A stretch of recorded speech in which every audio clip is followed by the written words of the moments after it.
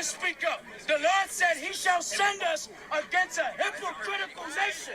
You make us swear on the Bible. You got on the back of the court system, in God we trust. On the back of your dollar bill, it says, in God we trust. But you give faggots rights. The Bible condemns homosexuality, man. So guess what? You don't have to swear in the Bible. You can swear on a hypocritical nation. You make us swear on the Bible, but you judge us by your penal code system. We don't judge you. You don't judge us by the law of God. How you don't judge? You got judges, man. How you don't judge us? You give 25 to life. That's the boss? That's right. And you wait. Tell that to Bill Cosby. Tell that to Bill Cosby. How you don't judge?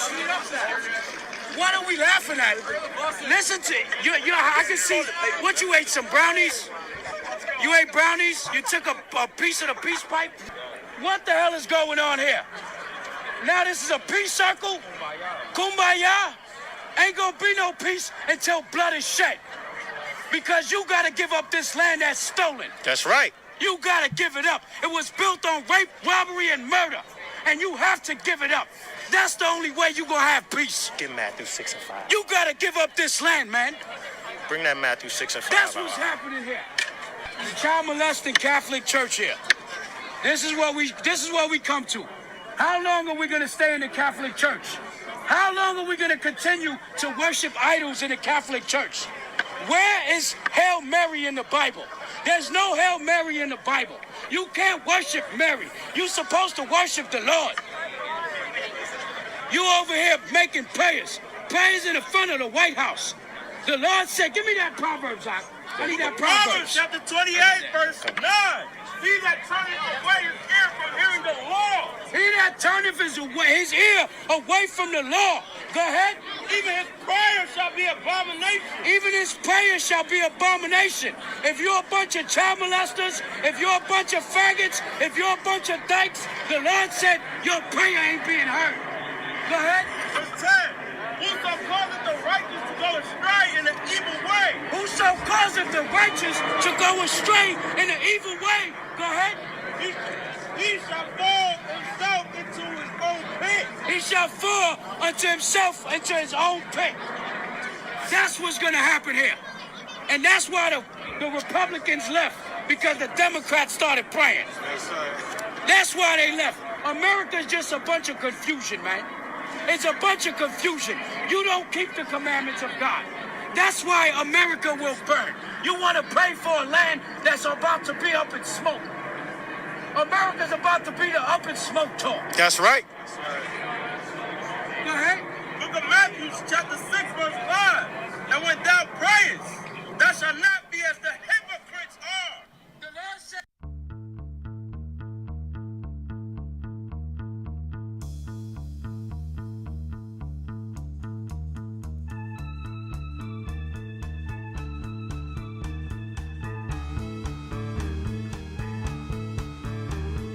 not to touch the earth, not to see the sun, nothing left to do but run, run, run. Let's run.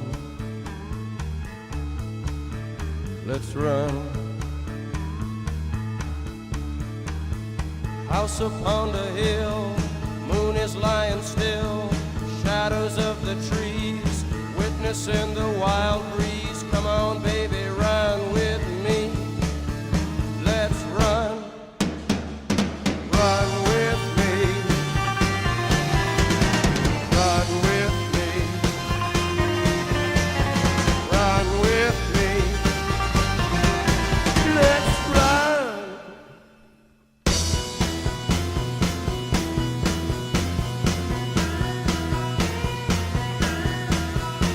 The mansion is warm at the top of the hill. Rich are the rooms and the comforts there. Red are the arms of luxuriant chairs. And you won't know a thing till you get inside.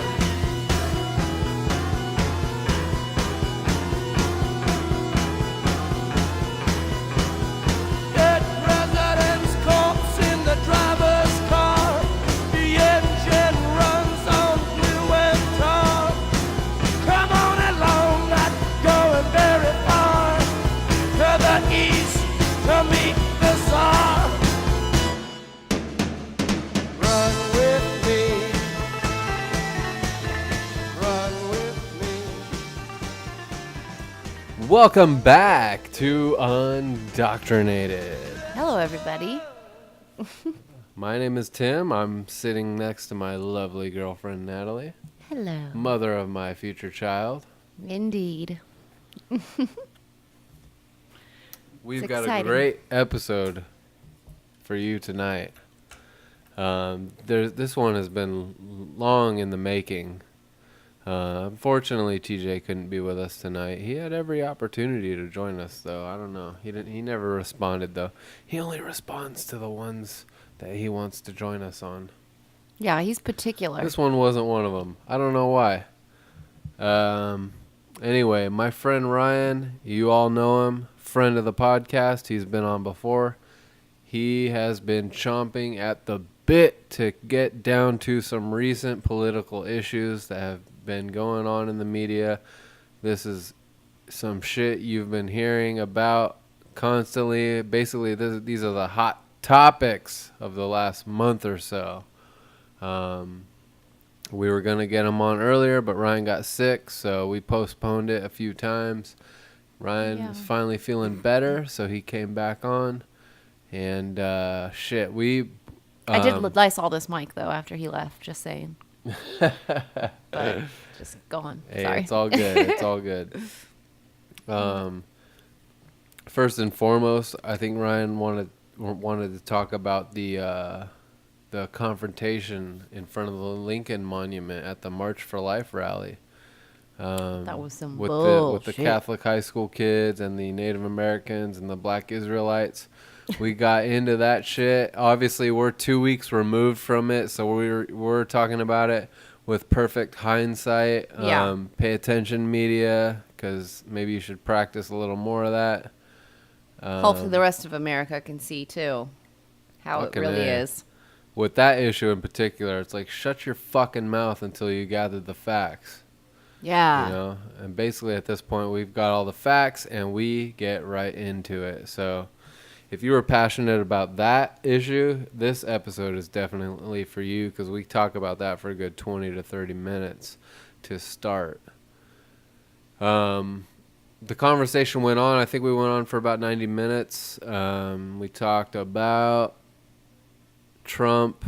Most of it centered around Trump, especially it kind of stemmed off of the MAGA hats and all that shit. Ryan is a pretty avid Trump supporter.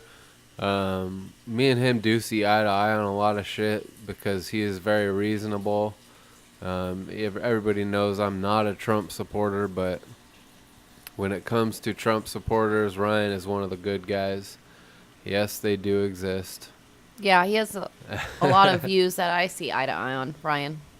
Yeah, and we get down to it. We talk about a lot of shit, some of which does slip my mind, but I know Ryan asked me about abortion. We talked about the Mueller investigation. Bullshit-ass new abortion law in New York. Yeah. We talk about freedom. We talk about foreign policy. Ryan wraps it up. I let him get the last word because he wanted to talk about the economy. I know a lot of you out there are going to be yelling into your speakers on why I didn't challenge him on any of that. Well, quite frankly, it's because I don't know. All right? I wouldn't be good to argue about, I was in the bedroom about the for this. economy anyway. So I couldn't say anything either. Right. Natalie wasn't involved. This was a mano-a-mano conversation. Yeah. Me and Ryan. But it's a good one. You know? I was in the room watching movies about delusional people. Yeah, and like I said, Ryan had a lot on his mind, and the doors at the Indoctrinated Studios are open for Ryan to come and spill his guts whenever he wants to. Yeah. And this was one of those times, and quite frankly, this episode delivers. So stay tuned. It's a good one. If you're into politics, this is 100% a political episode.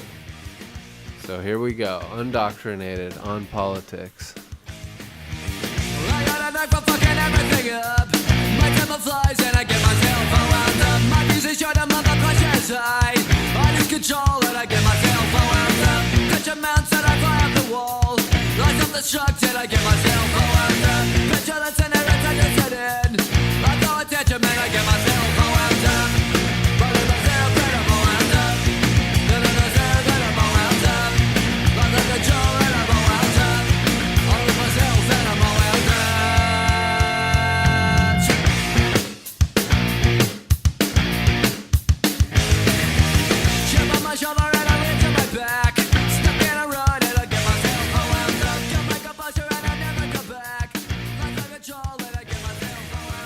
All right, we are recording. Yeah, so lots of shit's going on as usual. Wouldn't be a normal day in America if there wasn't something going on. It's a never-ending news cycle, and that's why we're here, right? That's why we're here. That's where our butter is bred. I mean, our bread is buttered. I just want butter everywhere, right? Oh, before we actually get started, can I get you a drink or anything? No, I'm good. You're Thank good? you. Just let me know if you change your mind. Appreciate it. Yeah. I'll do the introductions after this, but Okay. we can just get right into it. What's the main story on your mind these days? MAGA hats and smirking. Oh yeah, I got into that. Like you contacted me like 10 days ago maybe, and you were chomping at the bit to come on. And at that point, I had obviously heard about it. I think everybody had heard about it. There was a massive uproar with mostly the still shot of the kid, and just the Indian guy close to him drumming, and so much outrage about it. Directed at the kid. Yeah, You so... know? And initially I was like, oh, that kid's a douche, whatever. And I just wrote it off. I didn't pay much mind to it, you know? I think that's what a lot of people did. And what's worse about it is I think even in the still shot, I'm looking like, okay, well, I'm not seeing anything wrong. So then they say, oh, we got video. So they play the video. And I'm like, okay, now I'm definitely not seeing anything wrong. Like, am I crazy? Like, am I losing my mind here? Yeah. And then when I saw the full video, I'm like, so wait a minute. This kid was, this underage kid, this minor was with obviously, his... he doesn't even look 16. He looks young. And he's there with his school, a Catholic school, and I'm not hearing anything racist coming from them. I'm not hearing anything nuts. And then here comes Drummer Boy coming up and gets right up in his face, and I'm like... It should be mentioned that aside from the still shot, which is what you kind of saw mostly if you're on social media, but all the news reports, they were showing some of the footage, and what they were showing was just the guy beating his drum in the face of this kid. They weren't showing anything else that really happened. And what's nuts about it is how many people jumped down and said, oh, yeah, this kid's a horrible person. I know people who on their Facebooks, on their Instagram, started just bashing this kid based off the stills, based off of the itty bitty A lot of little bit of celebrities, politicians. everyone were going jumping after on him. them. I'm like... Even the bishop from Yes. one of the Catholic churches went after him, didn't He he? originally said that he wanted them to be, I think, expelled or suspended because he said that that's not what they do. Right. But again, no one heard video at this point. All they saw was a picture of a kid smirking, which For the I most didn't part, know was yeah. illegal. Or they saw the short little 1 minute clip Or of the just of basically what the picture was showing. Exactly. And the insanity of that alone. And what's crazy is the amount of people and the animosity that came from it was absolutely absurd. I mean, even I'm starting to really come up with a rule that I've been hearing that whatever sensational story comes out in the media, to give it about 48 hours. If it's CNN, maybe give it a week to figure out Absolutely. if it's real or true or not. Because, I mean, the thing that was nuts about it is I obviously can't keep my mouth shut about anything. That's why I'm pretty much here, you know? Yeah. And I know some people on Facebook who threw some stuff out there, and I jumped in. And what was bizarre to me was it was the outrage, but no one really knew why they were outraged. All they kept saying, well, the kid's being disrespectful. And, you know, my first question is, how's he being disrespectful? You have like a 60-year-old man banging a drum in his face, and all he's doing is smiling awkwardly. You should be thankful he's showing that much restraint. Like, I mean, honestly, he's a minor. But to throw it even further is, what's smirking? Seriously, smirking. That's all I heard when they say, oh, well, they were saying chanting and build the wall. I didn't hear that. Yeah. Where the hell did the build the wall come from? The only people I heard screaming anything were the black Israelite people screaming at them, calling them crackers, calling them out, saying and we'll racist get to things. that. We'll get to the broader picture in a minute. But in defense of a lot of the outrage, which is entirely indefensible, really. Yeah. But what you can say about it is that, you know, we were all, at least as white males, we were all 16 at one point. Oh, yeah. We know how we acted back then. Absolutely. And we're all, you know, kind of smart asses at some point. And that's what it clicked in my head when I saw the still shot. Was that this kid's being a smart ass. Yeah. And look, the old Indian guy, you know, he's like graceful probably. And that's like the ultimate, or that's the instant, like identification you place on him. when you see him beating his drum, like, and just from the picture, you're like, okay, this kid's being an ass to that guy who's just wants to beat his drum in peace, right? Peace, yeah, right. So there is that element, but like I said, I just blew it off because it didn't really spark rage in my eyes anyway. Because I don't care either way. The MAGA hat doesn't set off. Nothing. It doesn't trigger any sort of hatred for me. I'm not a Trump fan, but I think it's utterly ridiculous what some people compare the image of the MAGA hat wearing white guy to, you know? Some people were calling it equivalent to wearing the Klan's mask. Some people were calling it the equivalent of like swastikas Like and a stuff. Nazi armband. You've got to be kidding me, right? Like, you've got to be kidding me. This is absolute. It says "Make America Great Again." That's all it says. But what you hit it right on the head when you said that if you just look at the picture, you see a Native American doing his thing. And one of the things that we have in America, which is probably a little bit, well, it's obviously going to be different than most other countries, is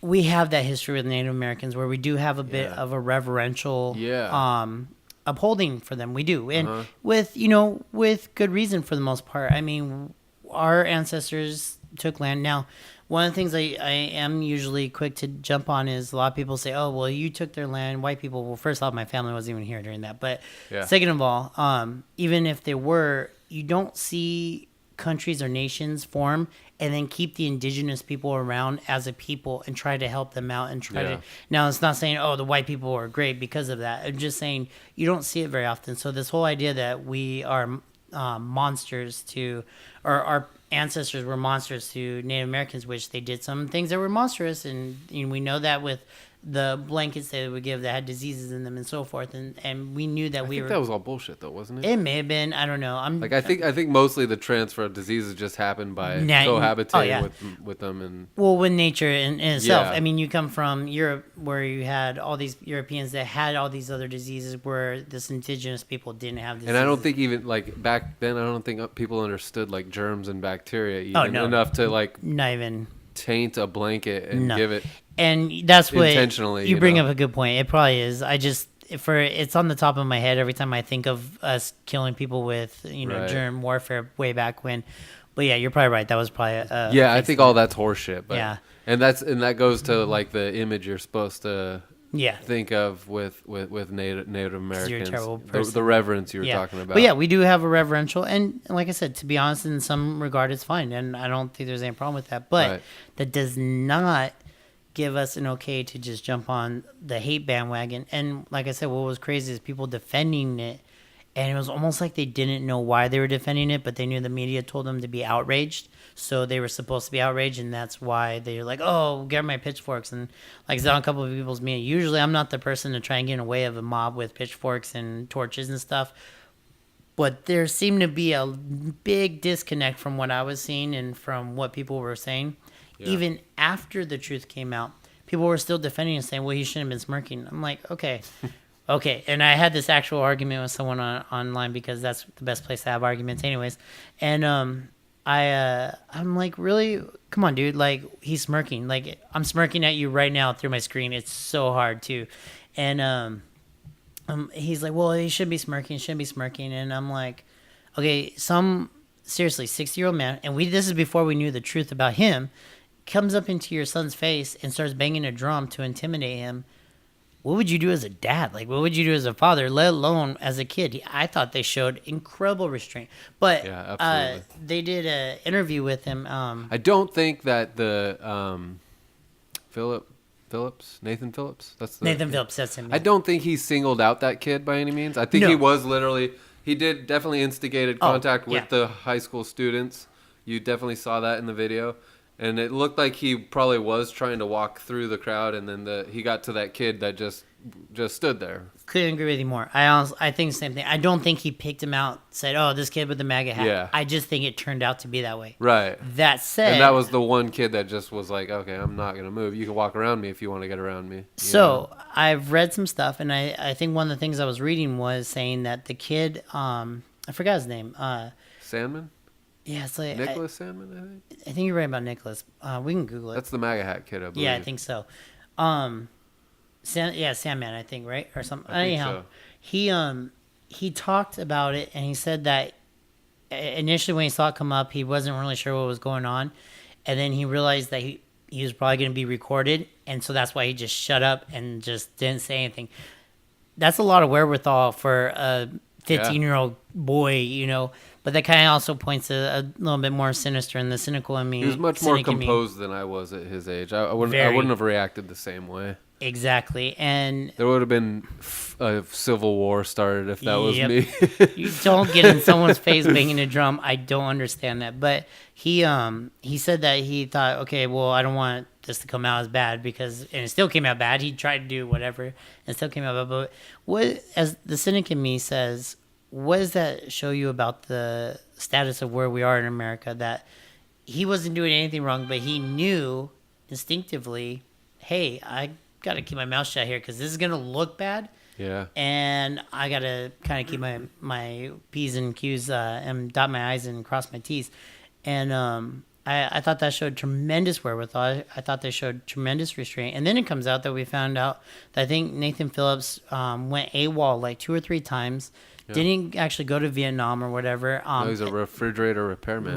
Refrigerator who's out, I believe. Which is fine, but he did lie about his service. And then I think he's actually out on parole, and he has a history of I want to say assault or something. I could be wrong. Yeah, he does have a criminal record. He has a criminal record. I know about that. Yeah. And then to go in. And he's a blatant liar. Yeah. Obviously. This is even the first time in the media he's been where he's actually targeted kids before. And I saw there was a Fox article on it, and it brought it up on, and they have his picture on there and everything from another time, almost kind of a similar situation. So, man, a complete 180 from what the photo actually. Yeah, and on top of all that, there was some footage that showed the confrontation from a different angle. It wasn't the same angle as that was shown in the media. You could see Sandman and Phillips face to face and the drum beating, and then it was closer to one of Sandman's counterparts, and he was like getting outraged and like having a verbal confrontation with one of the kids. And you can hear off camera you can kind of see the Phillips, his counterpart that walked into the circle with him. You can see him in the footage, and you can see him arguing with one of the kids, and then Sandman gets he hears it, and he looks over at his friend, and he kind of does this gesture to him, cut it out. Cut it out, yeah. And he kind of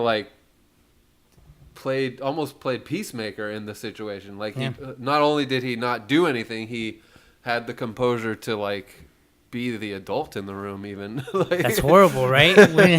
Like you said, nobody talks about that though. Exactly, and like you said, we were white young teenagers at some point doing stupid stuff, and he showed considerable amount. It was impressive. Yeah, very, very mature. And what you brought up, I think it was the Archdiocese. I don't follow Catholicism. I think it was a bishop. Our bishop said something about him. I know that they said something about school and about them, but that said, if you really look at it now, the bishop did retract and ended up apologizing. I knew it was a big deal. They were super upset with it. But that said, that's actually a really good how do you say a indicator of what you're teaching at that school. I mean, if the whole school, you had a ton of kids there. Yeah. And even in the middle of this discourse, they're being completely civil, and they're the mature ones when they're surrounded by, Phillips, and they're surrounded by the black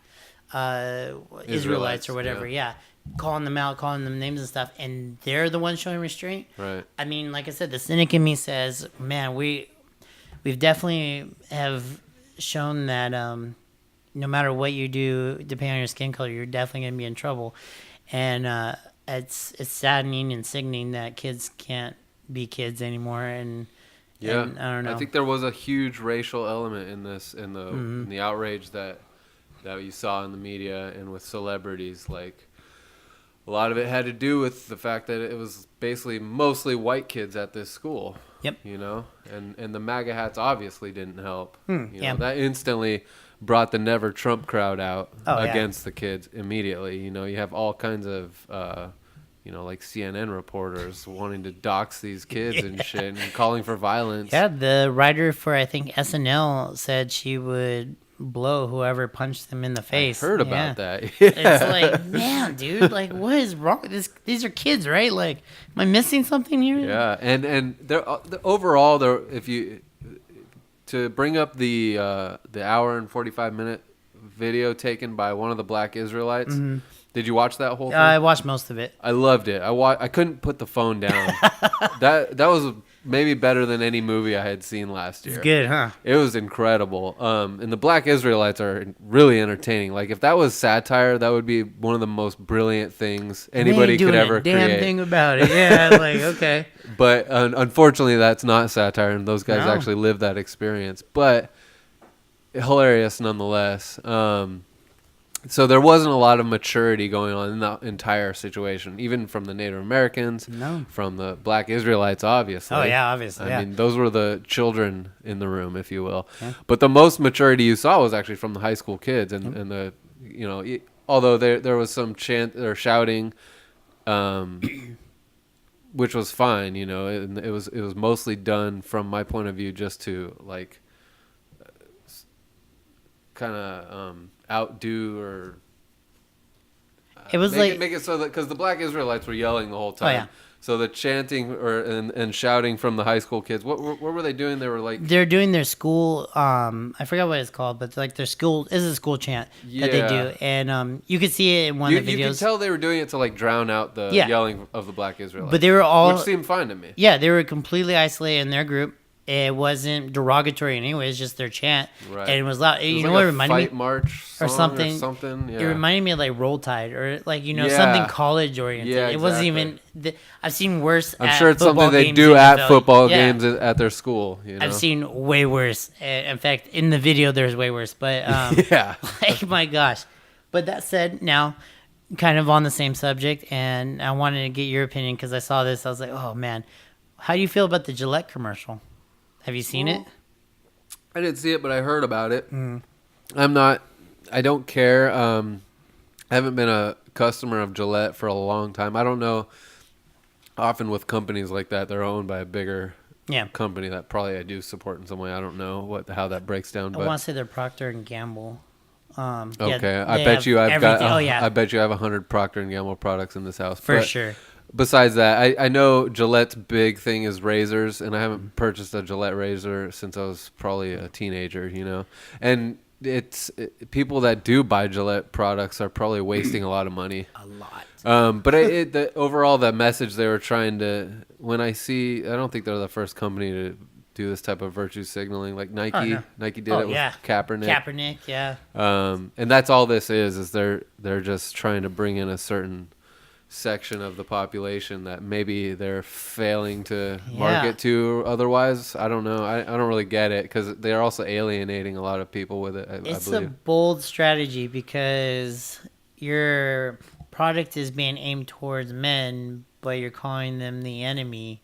So I don't know. That seems like a bold strategy. I didn't really care. Like I don't get easily offended by things. I probably won't buy Gillette, but that's mostly going to be out of cost because if they were offering if they were offering their product at a better price, I would probably still buy it. I don't give a fuck. Yeah, but and the point is they're not. So yeah, why am I gonna give them my business anyways? Right. But I was just fine because I see that and it just happened on the heels of what happened with the whole MAGA hat situation. And, yeah, that was right around the same time. And I'm like, really? So, you know, we're saying that boys will be boys, and that's the problem. And I don't know. Right. I don't know.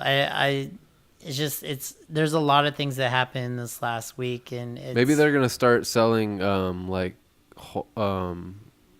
hormone pills or something, or product. They're gonna roll out a new line for transgender people. Here's what's funny about it, too is I'm sure there's a lot of feminists that are like, oh yes, you get them, you know, and again, nothing wrong with that, but keep in mind that Gillette does charge more for pink razors because they're pink. So they're taking more of your money, or they used to, I should say. I don't know if they're still doing it, but used to charge more for pink razors. So that's not a very strong feminist quality or movement. It is weird though to have them and a company like Nike.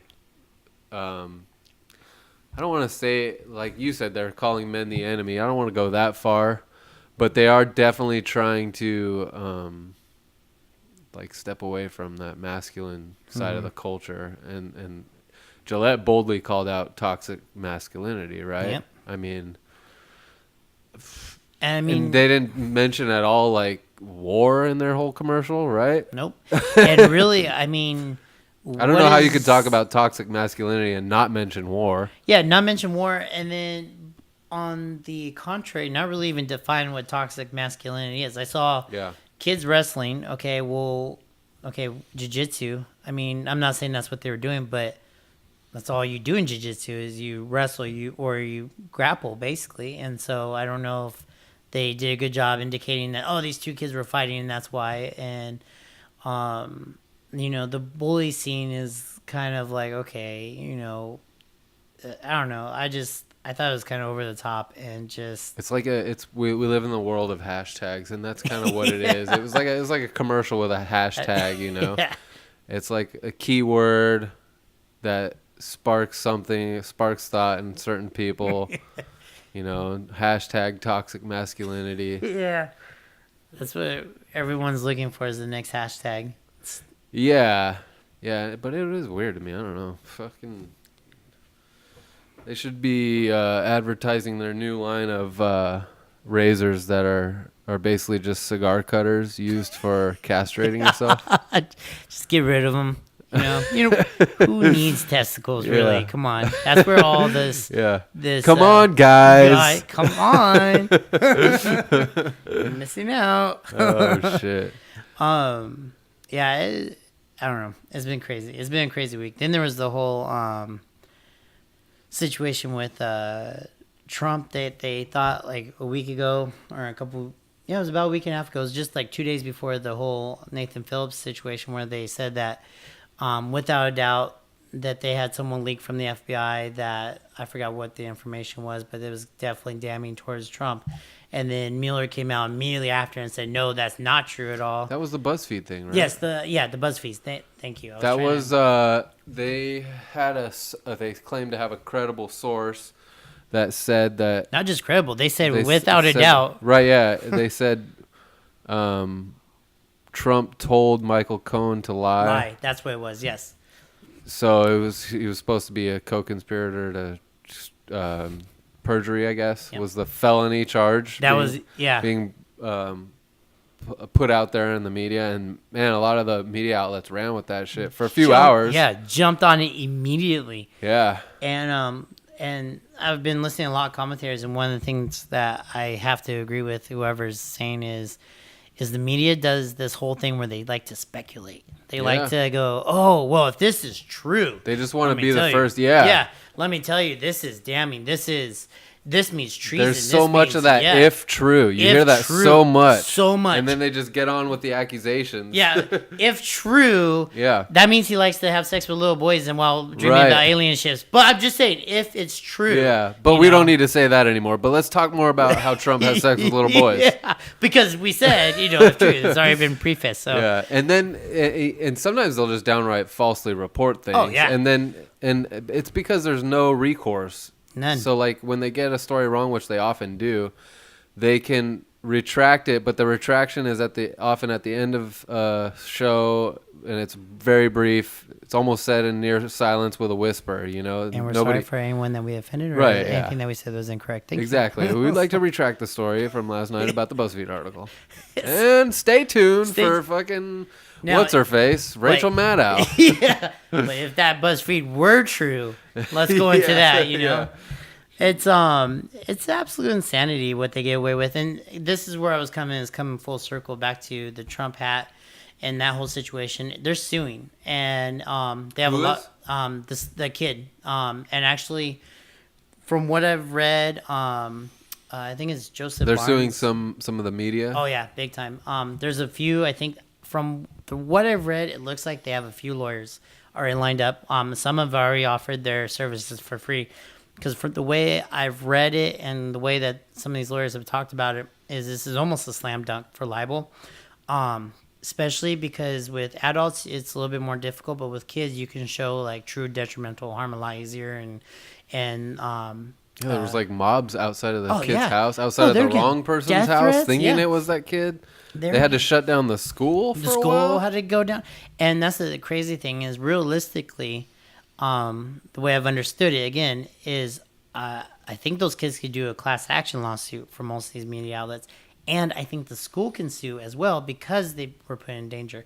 So I hope they do. I hope they sue the pants off of everyone. Yeah, that would be nice. Actually, love I it. despise what's become of the media. I mean, and it's probably been actually most of my life we've had to deal with a dishonest media, but with the internet and social media, it's more and more apparent that what they're doing is egregious and it's propaganda. It's not really Propaganda. reporting. That's exactly what it is. It's You know? propaganda.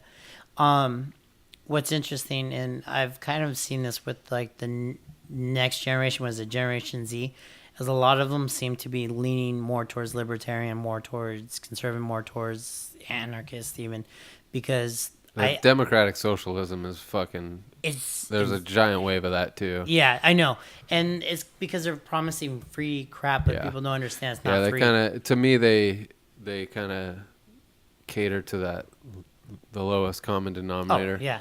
Like exactly, they're promising free stuff that's not really you can free. get free education, and stupid yeah. people bite on that shit. Oh yeah, they say, "Oh, it's free, it's free." Well, where's that money coming Oh, that from? must help the poor if it's Yeah. free.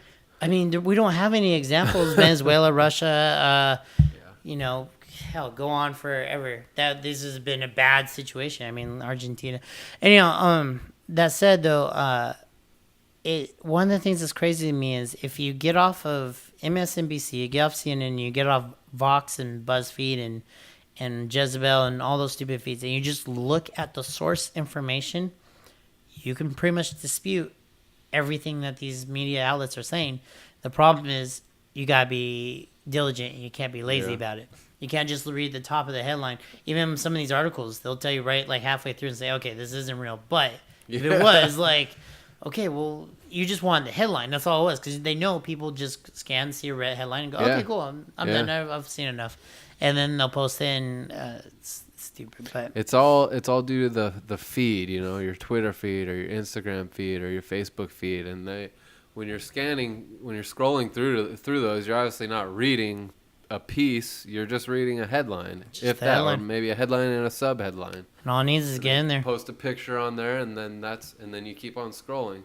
Read that headline, okay, keep going. And I'm guilty of it too on occasion, but there's a lot of things I do click on, you know, and I read a lot, so it's not like I don't read, but there's a lot of shit, like for instance with the MAGA kid, when that all popped off, that was one of the headlines that I just read, kept on scrolling.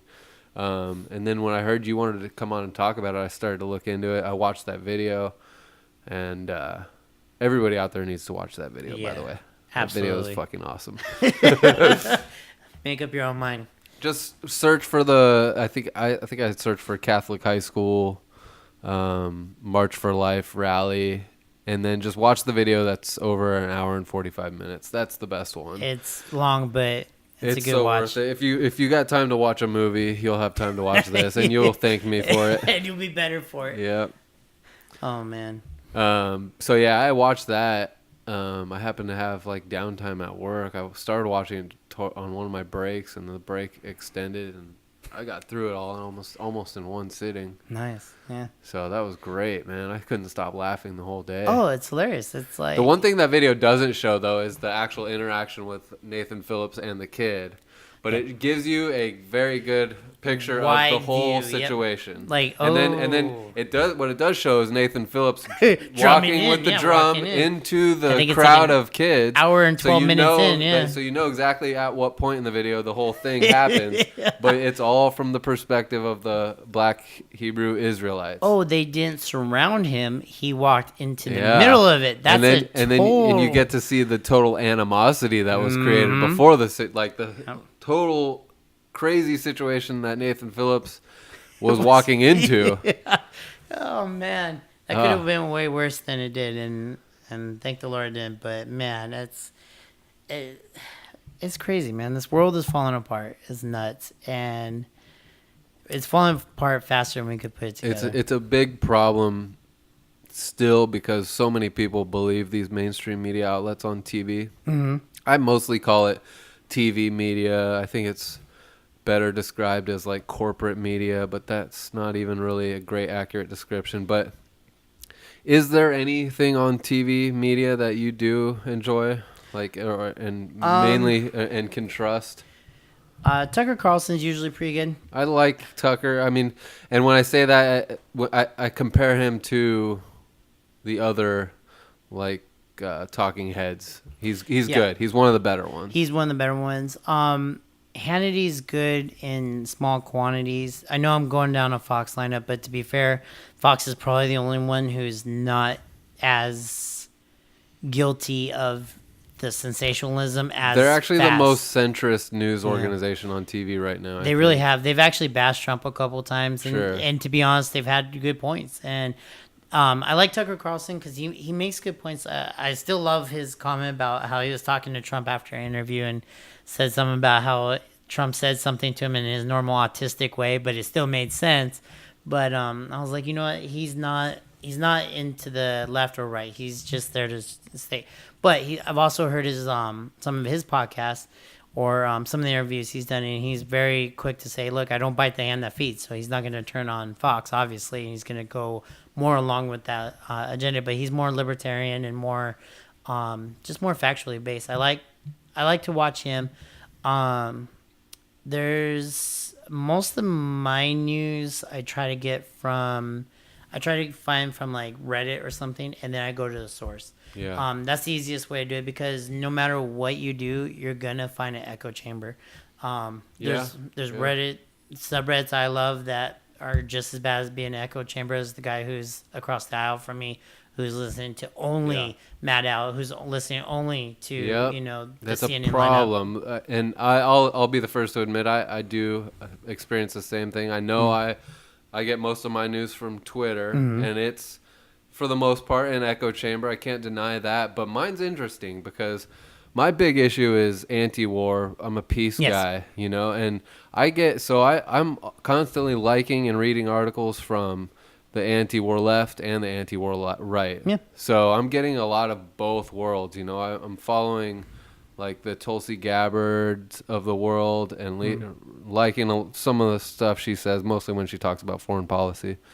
And then, on the right, I'm reading a lot of articles from the American Conservative and National Review, stuff like that. What I've learned in a short amount of time is if you're going to go into an echo chamber, nothing wrong with that, pick the most far right view and try to debunk it as best you can. Yeah. Or if you're going to go in the opposite, go left, try and debunk it because that's what argument says. That's what debating is you say, okay, this is what they're going to come with. What do I counter that with? And the reason is because it's going to force you to start to see from a different perspective. That doesn't mean you're always the right view or the left view is they're always right or it's always wrong. It just means that at least this way you're going to sit back and go, there might be a little bit more to this story. I mean, the MAGA hat was just a beautiful example of exactly what we're talking about. People jumping in without the facts, and then they just want to infuse their political outrage and confirmation bias into everything. And a lot of that can just be diffused if you would just get off, if you're the MSNBC, Vox, and Huffington Post person, get off that. Go find a blog from a conservative point of view. If you're the person who's stuck on, National Review, I like National Review. But if you're stuck on National Review, you're stuck on a bunch of these right-wing, just find a counter to their argument. When it comes to news sources, I do get a nice broad selection because, like I said, I have so many progressives on my feed, and I have so many libertarians on there. So I get a pretty broad spectrum of what I'm looking at. What I think the biggest thing to say is right now, the media wants us divided because that's how they make news. They want the right to hate the left. They want the left to hate the right. The true enemy right now is the media. The true enemy of this country is the media. They're propagandists. That's all they do is they push out propaganda. They're no longer news. They push out propaganda. Now, going back to the sources, like I said, Tucker's good. Off of Fox's lineup, that's, to be honest, I don't watch CNN anymore. I used to actually kind of like CNN, but Right. They've just lost their damn There mind. was a time when I was much more ignorant, I will admit that, and I watched CNN a lot. It was mostly during the 2004 invasion of Iraq. I was glued to the screen Oh, yeah, they of covered CNN it, because they had ridiculous coverage of that shit going on. Like 24/7. Which, looking back, is kind of disgusting in my eyes, but that's neither here nor there. CNN is kind of the same thing, and to me, I get the feeling that they have constantly been trying to go back to that sort of that type of coverage that they had back in 2004 because they do a lot of warmongering. Oh yeah. you know. Oh yeah. Oh, absolutely. And especially since Trump got into office, like CNN and MSNBC's have been like the biggest purveyors of that propaganda for the war machine. Now, this is what's funny is it's like the left is like, oh, we hate war, and then Trump's like, okay, we're gonna pull out Syria. Oh man, I love war Yeah. now. Are you kidding me? War's Are you great. stupid? We can't be pulling out If we pull out troops Syria, they're gonna irresponsibly. Why? It's not our responsibility. It's like well, we're there illegally in the first place. Yeah. I've asked people, I'm like, what do you think we should do there? Well, we should, still negotiate and be there for our, allies. Okay, you could do that We from over can't here. just like, leave. You can't just leave. Well, look Why what not? happened in Iraq. It's going to happen regardless. Like, Yeah. that's, I said, First of all, don't leave the weapons behind when you leave. Yeah, Pick take 'em those with up you. on your way out. Yeah, everyone just grab one. Hey, you grab a bomb. I'll Yeah. grab, and then, like I asked people, I'm like, what do you expect? Like, there's nothing you can do outside of like genocide that's going to guarantee that there's going to be some sort of peace when you leave. There's nothing. Yeah. You could be there another 100 years. It's never going to, it's an ideological It's difference. been a war-torn region for It a is. long, long time. It's not going to change. And so all you're doing is putting countless people's lives in danger, American lives that we really Yep. shouldn't be there. And now I think I read just yesterday or day before that Trump is trying to pull out of somewhere else too right now. Afghanistan. It is Afghanistan, yeah. The Senate recently shut that down. I was disgusted by it. It was yesterday, actually. I think it was a 68 to 32 vote, something like that. It was pretty. Wonder what's over there telling. that they want. Yeah, I mean, I can't believe it, man. We've been in Afghanistan for almost 19 years. Yeah. It's like, what more are we gonna do there? It's madness at this point. It is. Anybody that makes the argument that we should be in Afghanistan is off their rocker. And Syria is a more complex issue, but still, there's no way we should be there. We had no business being there in the first place. We're never gonna win it, and this whole idea, there's nothing to win, and I don't see any positive outcome. So I say, all you're doing is wasting time, money, Yeah. and lives.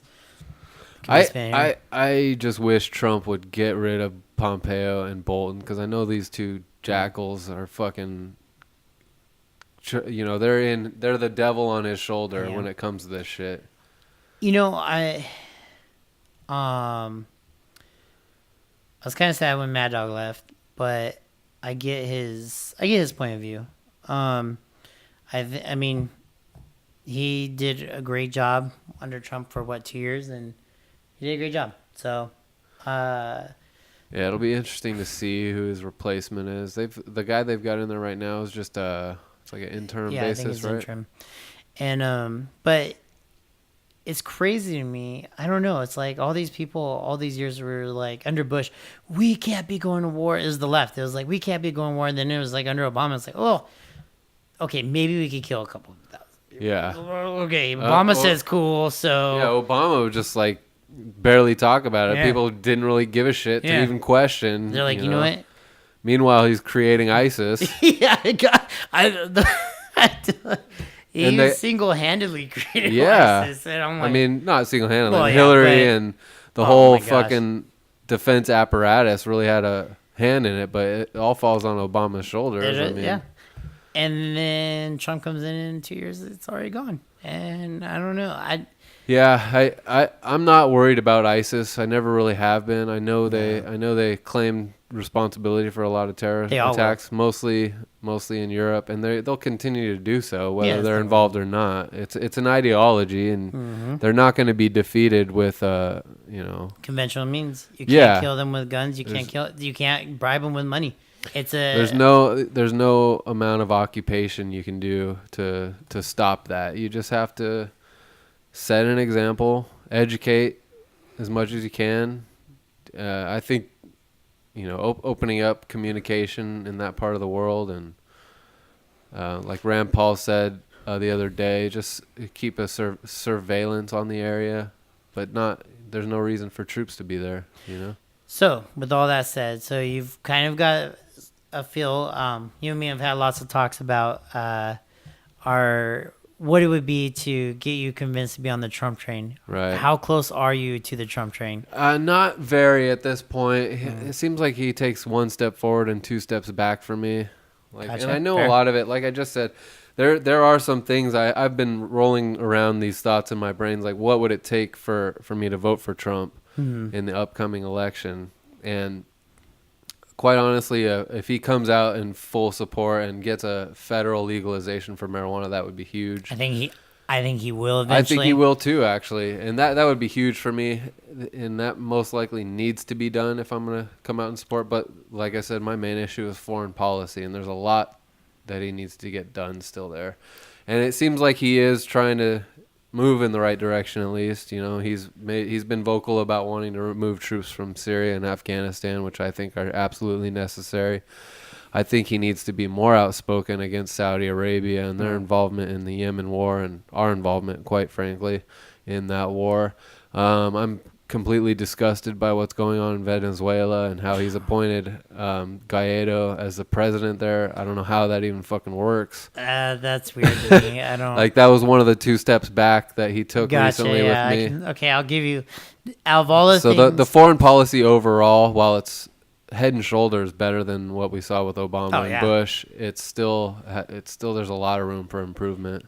That I will give you that whole situation is I'm not 100% sure what the hell is going on with that, but Right. Well, it has to do with oil, Oh, and yeah. they've already admitted as much. and I wouldn't suspect anything less. We're not gonna go meddle with some other country if there isn't something for us there. Yeah. And Plenty of other corruption we can get involved in Oh, if yeah. we want. But Our hands are very dirty. We only go after the places drenched in oil. we're only interested in top tier corruption. Okay, we don't meddle around Yeah. with the stupid low time Yeah, exactly. or low balling. That said, I am so impressed with Trump's internal, I guess you could say, progress he's made here. I think the things he's doing I know prison reform was kind of a big deal for you, and he's pushing he's that. been pretty good on that. Like I said, the federal legalization of marijuana would be a giant step forward for that. I would we've had this talk, and I'm not necessarily 100% sure where I stand with federal legalization of marijuana. But that said, I would love to see him run on that one way or the other, whether it be for the 2020 campaign or if it just says, hey, I'm just going to do it. Because if you take that wind out of the left sails, I honestly don't see any platform for him. And I don't like anyone on their side at all. Like when Bernie was coming up, this is before we all got burned. No kidding. I was one of the people right there that got burned bad. What I wanted was, if my choice was Bernie or Trump, I wanted Trump. But that said, I wanted it to be between Trump and Bernie. Yeah. Because I thought, my whole point with this last election was I want to throw a grenade up. Whatever happens, happens. It's got to be better than what we've had for the last 8 years. But I was like, Bernie, someone different. Trump, someone different.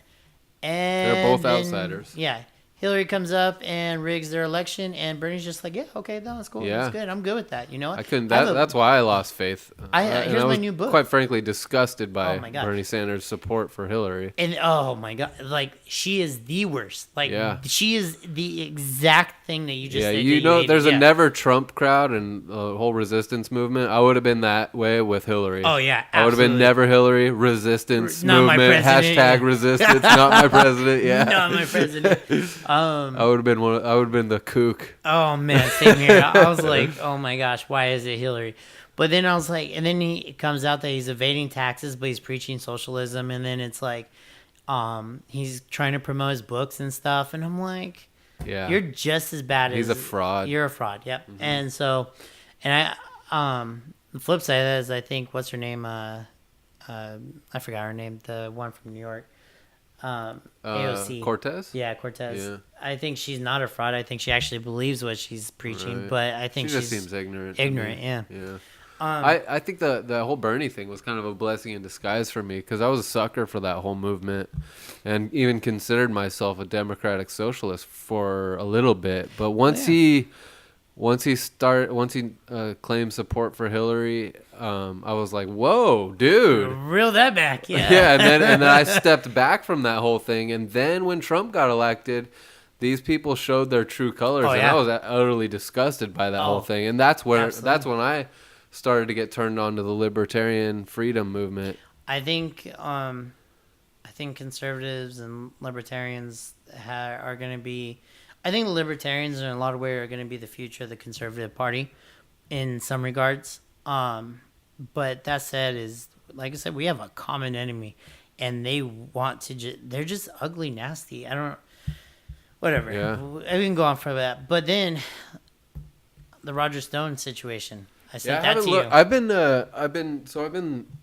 in this rabbit hole recently, researching this whole Mueller investigation. Oh man. And I haven't got to Roger Stone yet. Okay. I've listened to one podcast about it, but I still need to dive into that Okay, so because before I've been trying to go step by step with this whole thing, and there's so much information. So before we go on Roger Stone, what's your view of the Mueller investigation? Oh, I don't think Russia played that big of a part in the election. I don't think they are to credit for Trump beating Hillary at all. No. That's ridiculous to say that Trump beat Hillary because of Russia. It wasn't even Russia. I think it was like 4 Russian, something that basically. Well, what spent I money do on think is Facebook. that there was an organization in Russia. I think it's actually proven. Well, it's hard to say proven, but I think if you look into it enough, the common knowledge of this is that there's a troll farm, like some sort of a organization in Russia called the IRA. What that stands for slips my mind at the moment. I've been actually taking notes on this whole thing. I could look at them if I wanted to look it up. And that's this organization that put together the social media campaign that wasn't necessarily targeted at Hillary Clinton or anything like that. And if you look into it a lot like I have, it's basically just like a clickbait firm. Yeah, pretty much, Clickbait capitalism, I think, was the best way I heard it described. That's a good one. Yeah. Like that's their they actually are selling merchandise, and I think that's their whole thing, and I think they're actually selling advertising space too. Like, so when you clicked on some of their memes and stuff, it would take you to a different website where they're advertising for some of their shit. And I know it was like super weird, and I think you hit it. It's like it was basically clickbait. yeah, and so what I read is that 11% of the stuff they were putting out was political. So there is some substance to the whole, like, that they were a little bit involved in the election, but anybody in their right mind can't consider it enough to actually have made an impact. Exactly. And the amount of money they invested into this social media campaign doesn't even register on the scale when you look at how much Hillary and Donald Trump together invested in social media and advertising during the campaign. Doesn't register. And then to say that here's what's crazy to me is to say that they meddled in our election, the little bit that they did, but the we'll say hundreds of thousands of illegal immigrants here who vote and vote wrongly and illegally, they're not messing with our democracy. So the few Russians over here who barely broke a bank to do anything. It goes back to the whole propaganda thing. Yeah. It's a narrative that the media is trying to push, and it's so when something comes up that supports their narrative, they run with it, whether it's right or not, and they spin it however they want to spin it. And that's what you're seeing that like none other with the whole Mueller investigation. So you and me have talked about how, I believe I honestly did not. Okay, let me back up. I honestly don't think I believed that there was a deep state until the Trump administration took over. That said, they're much more obvious now. It's wide open. Like, okay, whoa, this is a thing. Like, okay, I thought this was like people in the basement, tinfoil hat kind of thing. Yeah, this is real. When you send 29 FBI agents for a pre-dawn door, break down Right, your yeah, I am door aware of that. That's so weird. for 68, or I think he's like a 68-year-old man. Yeah, with camera crews. Who had, exactly. How did CNN know? Right. But to go grab him, and he was never a flight risk to begin with, and then he gets to see a judge, and they say, oh yeah, you can go out on bail, and you don't have any restrictions. Obviously wasn't a flight risk.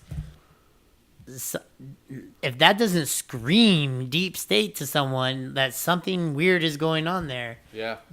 you're just trying to be blind at that Yeah, point. to me, I've been thinking about that a lot lately. And keep in mind, this wasn't for anything he did that was illegal, because as far as I know, he hasn't done anything illegal other than Right. he lied to the FBI, like Hillary, Everybody Brennan, else. Clapper, And everybody else Comey. that's gone down in this whole investigation. Yeah. Like, that's all they're getting him for is lying to the FBI. They're not making a direct link to the president or anything like that. Lying for something that wasn't illegal. Yeah. So Exactly. what?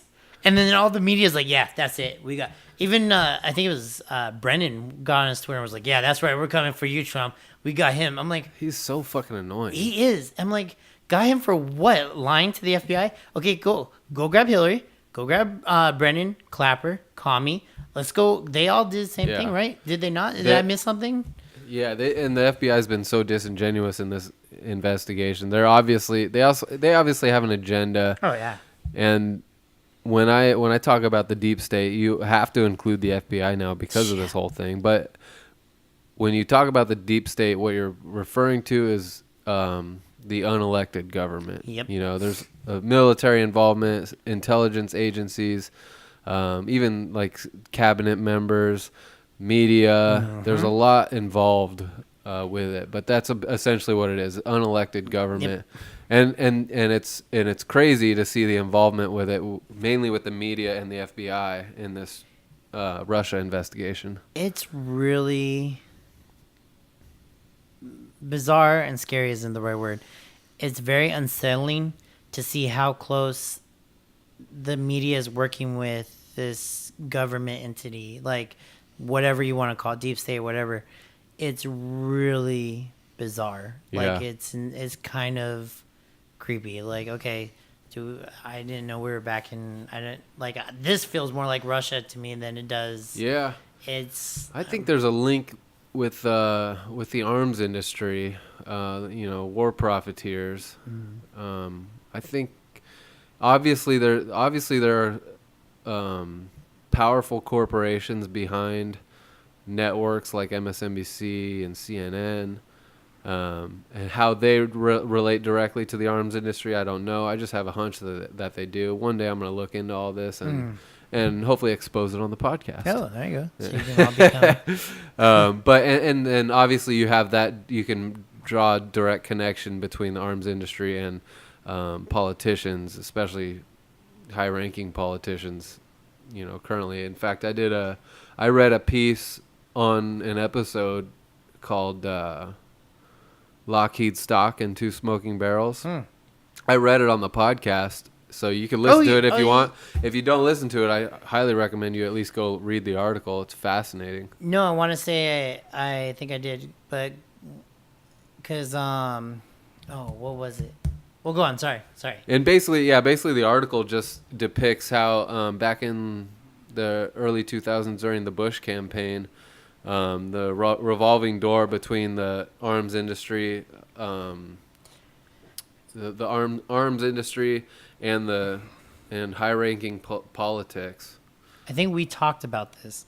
Yeah, so CEOs of the arms industry will be granted positions into like the president's cabinet, and then vice versa. Once They go straight over. yeah, into, they go CEO right level. They go right back into the arms industry, and this article I read was actually describing how during the Iraq invasion or prior to the Iraq invasion, they were actually writing policy for this stuff. Really? They were literally writing policy. They had some former CEO of Lockheed Martin that started this the Liberation for Iraq committee or something. I don't know. Go back and listen to the episode if you want the yeah. the fine details. But they started some committee that was literally supposed to manage how they were gonna release information to the public about they basically told this guy, we're going to war with Iraq, and here's how we want you to spin it to the public. And so he formed this committee, and they discussed ways of the best way they could tell the public about why we're going. And that's when they started to the guy that was in charge, the guy that came from Lockheed Martin, he was like, well, let's just spin it as we're going to go liberate the people of Iraq. And they were like, yeah, that's good. And then they came back to him and they said, no, we're gonna go after, say, Saddam Hussein is associated with Al Qaeda and he has WMDs. And he said, well, okay, that's probably gonna fall on its face. Yeah. And sure enough, it did. Oh yeah. But yeah, so they're very involved in the government, and that's still going on to this day, and that's just another element of the deep state. It's crazy. We live in this information age, and to try and hide things, I mean, I guess sometimes the best place to hide is in plain sight, and it seems like some of the things that I'm seeing nowadays, or we're seeing, is like, oh, okay, this was always there. This was, we just didn't realize it. Yeah, we're living in an interesting time. This is like the dawning of the age of awareness, if you will. And while there's still a lot of ignorance that pervades the society, you're still seeing slowly more and more people are coming around to seeing what's really going on. It's a big part of the reason why I wanted to start a podcast, because like I said, I read a lot, and things like that article that I read are pretty fucking crazy when you think about the people who are actually calling the shots. So I have one more question I wanted to bring up. What's your view of the new abortion laws? I think they got in New York now and Virginia. You'll have to run those by me. Okay, so you can now, you can actually now abort up to 9 months, and essentially, basically abort up until I think labor or birth. Right. So totally doing away, even though what's funny is I was watching a video of the 2016 campaign where Trump said, hey, they're going to start making 9-month abortions legal. And Hillary's like, absolutely not. That will never happen. And sure enough, what's his name from New York? Is it Cuomo or whatever? Cuomo. Yeah, Cuomo. He just, I think, went for it and signed it in. And they lit up one of the buildings out there pink and da-da-da. But Nine months? 9 months. Basically up to the point Basically, they're killing it when it comes out of the vagina. Yeah. Into the blender you go. Okay, so I've always considered myself pro-choice. And I've always jokingly said that you should be able to kill a baby until it can say, no, don't kill me. But that was always a joke, obviously. Yeah. That's murder. 17. yeah, right. Till it's out of the house. Yeah. And now that I have a kid on the way, I've and congrats. Thank you. Mm-hmm. I have to think about this stuff more seriously. Different. That's why I wanted to pose I gotta be serious about this stuff now. Yeah, right. I think there is a debate to be had. I'm still pro-choice, but this whole 9-month business is obviously ridiculous. It's insane. To me, where the debate falls is what medical science can do to keep a fetus viable outside of the womb. At what point can we remove the fetus from a mother and turn it into a viable, fully capable human being, or capable of, all the things we expect out of a human being, not, pulling it out and creating some sort of mentally challenged person or something that wouldn't have a normal life. Because I do think it does come down to like a women's rights issue. Like, you can't tell a woman that she has to go through with a pregnancy. I understand, like, there's some moral issues with it. Like, and if she's like, no, fuck this, I don't want to have a baby, maybe she's evil.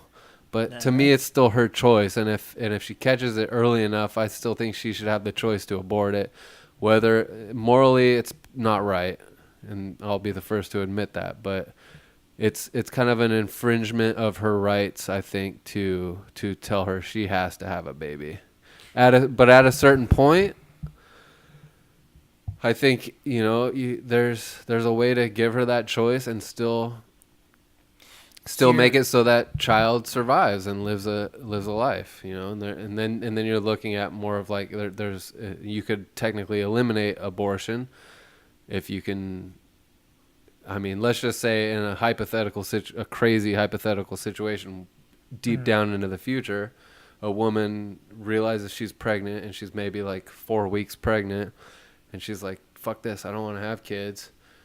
There's no abortion because this is a utopia society. She goes to the doctor, they pull it out of her, and they are able to do what they do. They use modern science to let the child grow into a normal human, no matter how far along she is. I don't know, but you see what I'm saying, right? No, It all comes down to what modern science can do for viability outside of the womb.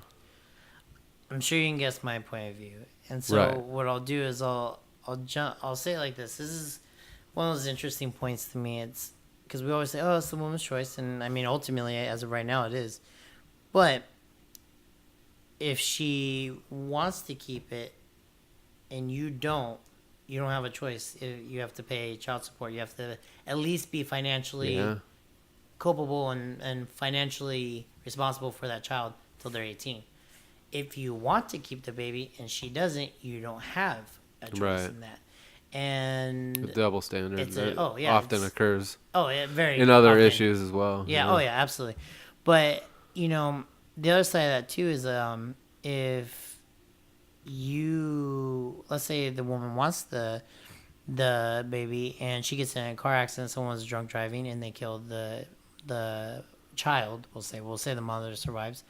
Is that considered murder at that point? And if it is, then you start to get into that area of, okay, where do we draw the line with murder and what's killing and so on and so on. So 9 months, I'm really hard pressed to believe there's many people out there that thought that's a good idea. Yeah, it's kind of crazy that it's come to this. 9 months, that's insane. And to my point of view on the issue, you're taking a huge step backwards when you're pushing those limits out in that direction. Like, we should be relying on modern science to reel it in. Well, that's what's nuts is there's absolutely no excuse. You can't say I didn't know I was pregnant. Well, you're 8 months pregnant. It's even those on I didn't know I was pregnant, that show or whatever. At 9 months, you're gonna probably know something's up when But that's said, and at that point, like, what kind of person changes their mind at 8 months? At 8 months, 9 months. And then to go further, I mean, we know we can save babies at, I want to say it's only after, like, not that many weeks, and you can actually have a viable, essentially birth, I guess, in one sense. But I don't know the exact numbers on that. Either. I thought the last statistic I heard was like 22 weeks. Yeah, it might be. That even seems late, though, because I want to say they've rescued, well, whatever it is. Point is, right. That's a complicated issue. 9 months is absolutely. There's no medical reason that baby should have to be aborted. I think there's been a few people that are like OBGYNs and stuff that have gone there. They're like, at 9 months, there's no reason. There's nothing, like, because the baby you can have a C-section, be done with it, and you didn't want the baby. Okay, boom, adopt. It's out. It's gone. Done. Because at 9 months, the damage to the body is done. So you're either going to have the baby torn out, you're going to have the baby naturally, or you're going to have a C-section. So if those are your only options, either way this baby's coming out, you're not getting out of anything at that point. All the I guess you say changes to the body is already done at that point for the most part. You're just gaining weight the last couple of weeks anyways. And not the woman, I'm not bashing women, but the baby's just gaining weight at the last couple of weeks. So realistically, I mean, you're 7 months out. The baby could easily be I think we've known, or I think I know people who've had babies at like 7 months and Yeah. they're fine. Yeah. And so I don't know, it's absolutely crazy to me. And to 9 think- months is crazy. Like, you can literally give birth to the child. And I think not it- literally, but you could basically at the point where you're going to give birth and Yeah. then you're going to terminate. I mean, just hand it to her and say, you fucking do it. You're a problem now, yeah. That's all you got, and that's what's nuts about our country is that's literally all you gotta do is say, "I can't have this baby; it's yours," and that's it. There is no questions asked. Yeah. There's nothing. Yeah. Like every fire station, hospital, I think police station's a safe turn-in. You literally take your baby and say, "Hey, I can't do it." They don't even Yeah. ask your name. Yeah. They don't ask anything. They say, "Okay, cool, we got it. Boom, done," and you walk away. Yeah. And so it's not like there's, I don't know, I know, I'm sure it was a political, I know they said that, what's his name, the guy from, I believe, Virginia, who was trying to push the law, I don't know if it passed or not, I think it actually failed, but the guy was pushing it, I think he was getting, what's nuts about it is he was getting tons of money, I want to say millions, in funds from Planned Parenthood, but Planned Parenthood gets its funding publicly. So, or at least part of it. So if that's the case, they're literally taking public funds and giving it to essentially a campaign, Right. which is what? Like, I mean, at that point, how is that any different than really money laundering?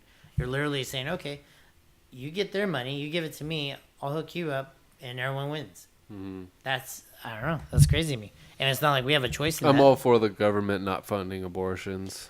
Maybe in rare cases, but There are but situations. you know me. Yeah, I know. I'm quick to say the I government know. shouldn't be funding a lot of things. Down with the government. Actually, nowadays I'm with you. I'm like, man, maybe I'm starting to really, maybe I am becoming more like anarchist because I don't know. This government. Anarchy is interesting, and I always just say I lean towards it. I know, lean yeah, anarchy. You yeah. know, because anarchy is kind of a ridiculous concept, It but is.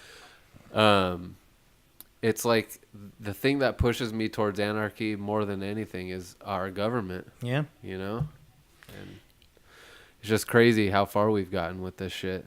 It's nuts. It's out of control at this point. I don't know how you fix it. Like, reform to me seems like it comes in the form of a revolution or a fucking natural disaster that just wipes everything out. Takes all technology off the table. Yeah, Go I back mean, to sticks and rocks. And I think shy of nuclear war, this shit's not going anywhere. But I do know one thing, that this empire is getting worn thin, and it's gonna collapse, and it's not gonna be a soft landing. Nope. But if you look around the world, it seems like all empires are collapsing. And I think that's really why, we always talk about the left's globalist agenda.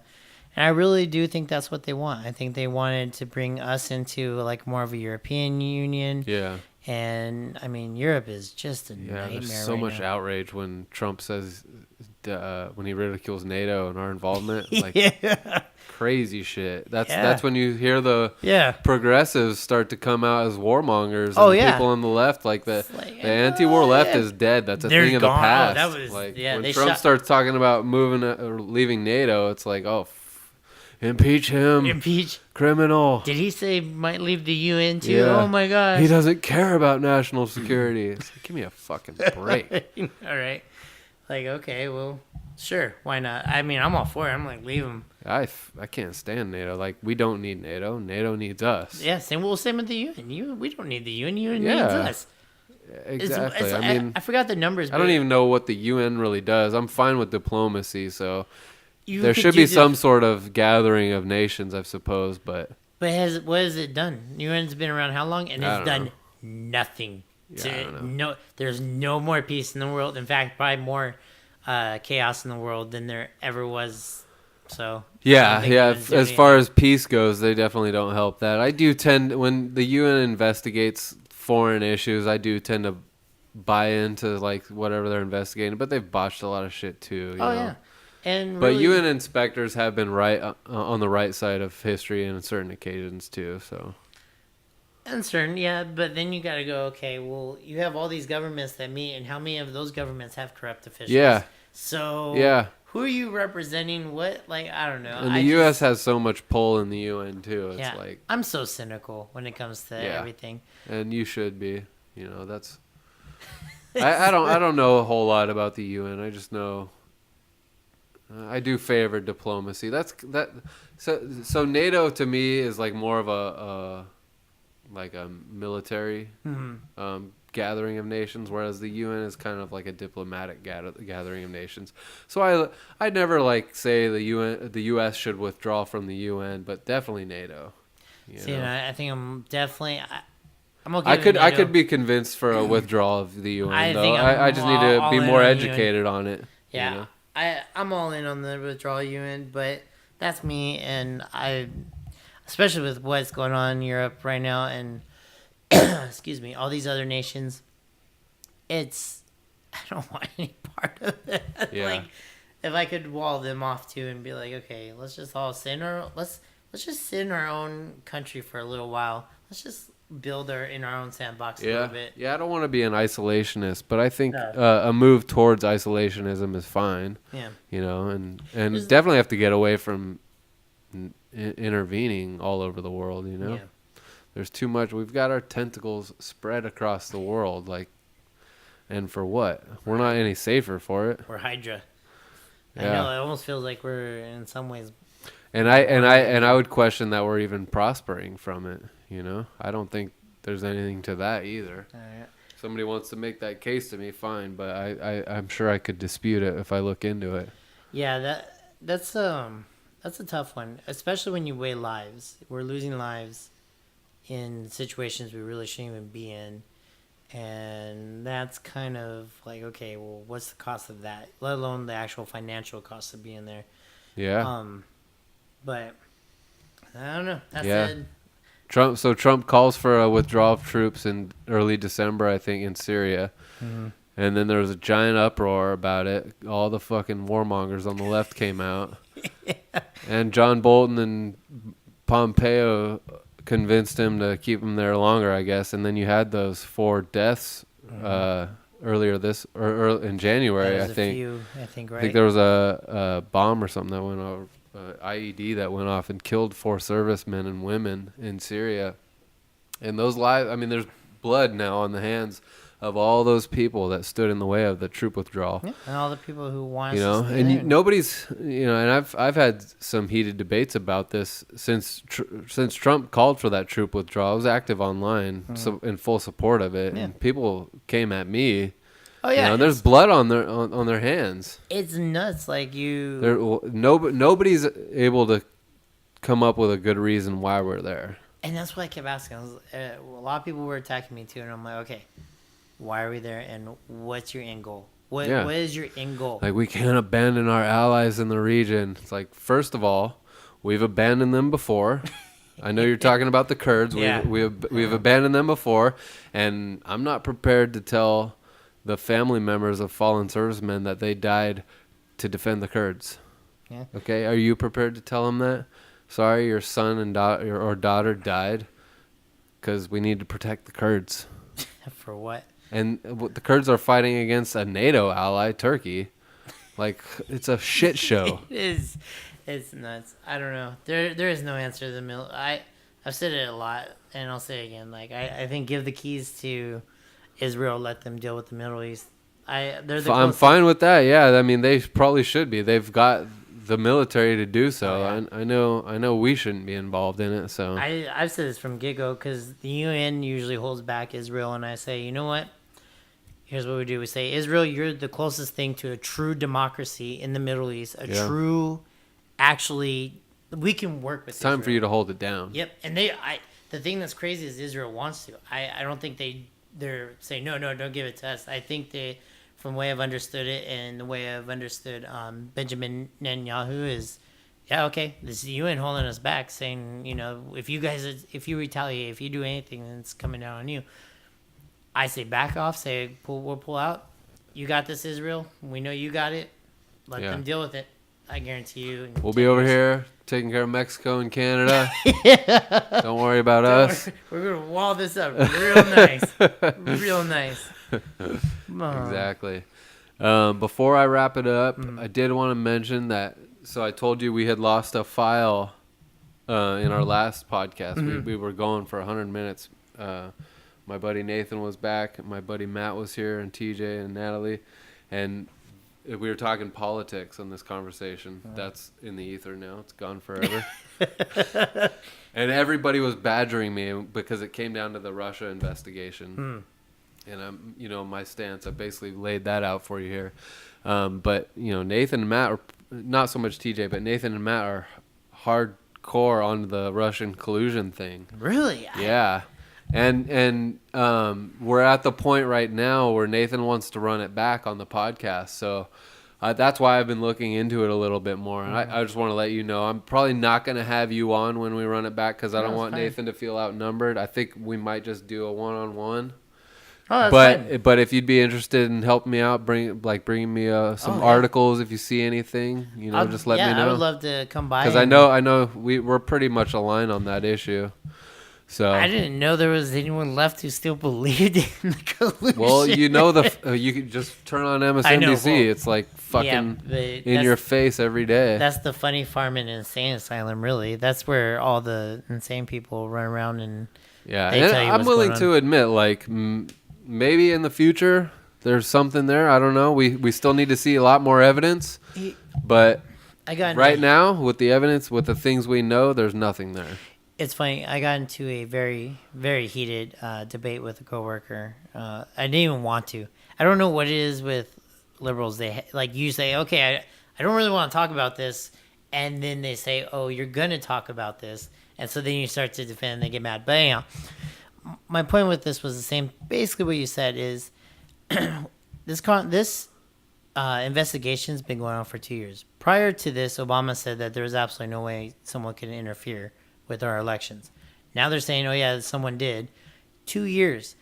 Don't you think at some point you would start to give some information because you would want some sort of action? So if you're Mueller's team, do you really want a sitting president who is backed by Russia, who got in because of Russia, to be still sitting president? I mean, I think at some point, after 2 years, and the best you've got is lying to the FBI. Yeah. I mean, you're literally showing your hand. You're saying, "Hey, I'm bluffing." Well, the most likely situation, and I believe the FBI has already come out and said, like, temper your expectations for what the result of this thing is going to be. Yeah.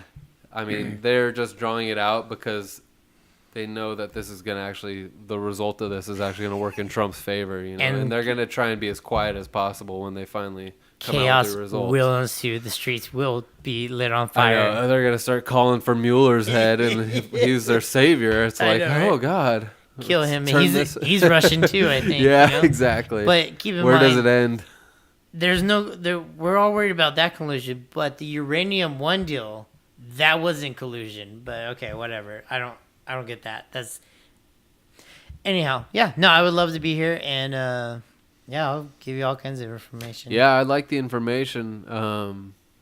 I'll let you know when we record that podcast, and at least have you listen to it, and then me and you can come on and do the recap. There you go. Stupid. Nathan's definitely good at arguing his point, so I don't think unless he knows things I don't know. So far, I've been digging into it pretty deep, and there's nothing there. So that's the thing is, anyone has got to believe it's got to know something that I don't even think Mueller knows because. I think Nathan's point was that when we were talking about it before, he said there's just too much smoke for there to not be fire, and that's right in line with the narrative that they're pushing. Exactly. And but when you scrutinize all these different things, they just crumble. And actually, I usually will agree with that analogy because I think in a lot of cases it's true. The problem is, what are you calling smoke? Is it really smoke? Yeah. Or is it just, then the smoke, while it may add up to criminal activity, it doesn't add up to actual collusion. And the problem with the term collusion is it's too broad. Like, even if you prove collusion, what is collusion? Is it even a crime? I don't think collusion is a crime except for in the antitrust laws between businesses, right?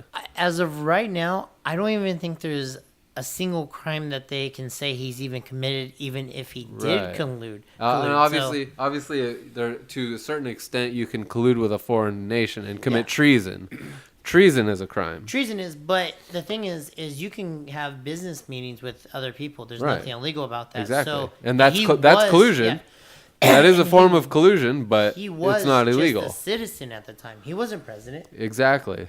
Yeah. There's nothing illegal with that, So so- even that's the problem with the term collusion. It's not a crime. And even if It's he's- not even an impeachable Yeah. infraction. And what's nuts is, I mean, let's say in the absolute craziest worst case scenario, Trump paid this firm $1 million to run all these ads and stuff.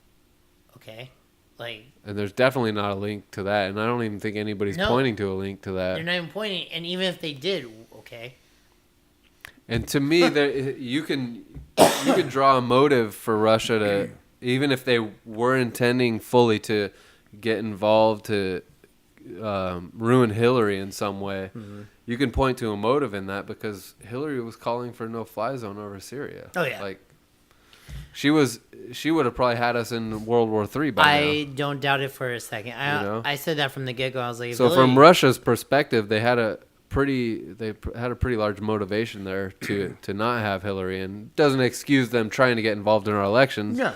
But like I was saying earlier, the evidence that we know of points to their involvement basically amounting to just clickbait capitalism. and that's all I've gotten from it, and I agree. I think if Hillary was in office, we would have already been in World War III, or at least about to attack Russia or something. Yeah. But I can't That's wait till it. she announces that she's going to run again.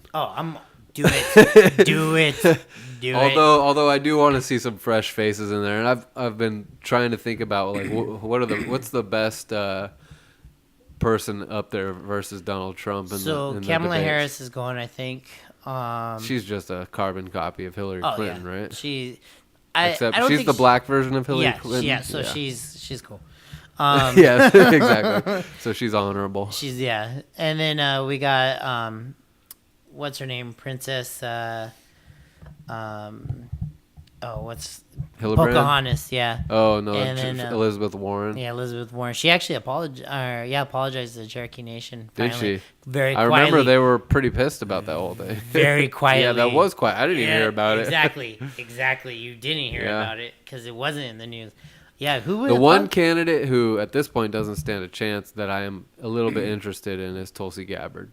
I don't even know. For anything obvious about- reasons. She's very good on foreign policy. She basically falls right in line with my foreign policy. But she's a democratic socialist. See, So she's got terrible economics. yeah, and that's the thing is it's terrible economics. Like, Yeah. I don't. But the whatever. thing, like, you're going to see, if she starts to build up some momentum in this race, you're going to see people like me, like, thinking about supporting her, you know? Yeah. Oh, yeah. And you know what? There's nothing wrong with, even if, as a Trump supporter, if someone came up from either side that I was like, oh, you know what? This guy gets it, or this girl, this woman. That's what really pissed me off the most is, all the people say, oh, it's because we didn't want a woman in office. BS. Give me a good woman, I'll throw her in office too. I don't care.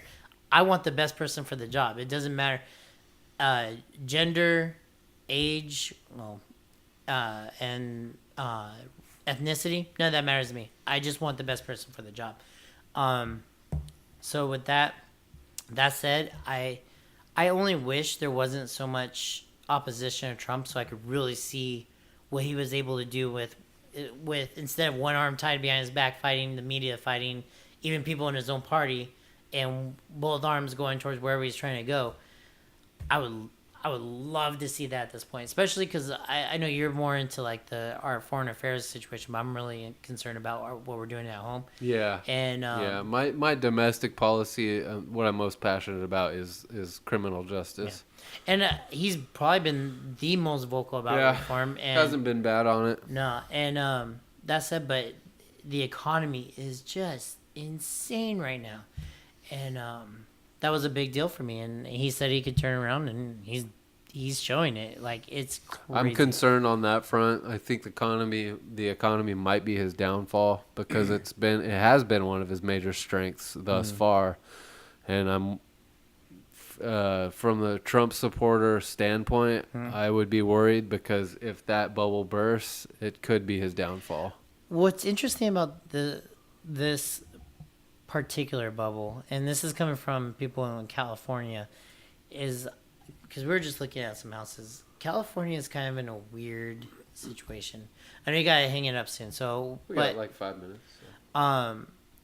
we're seeing a lot of houses sit, not just like for people selling their like your home or my home or whatever, but even brand new homes are starting to sit for a little bit. It looks like, because I think there's a mass exodus of trying to get out of California, which makes total sense.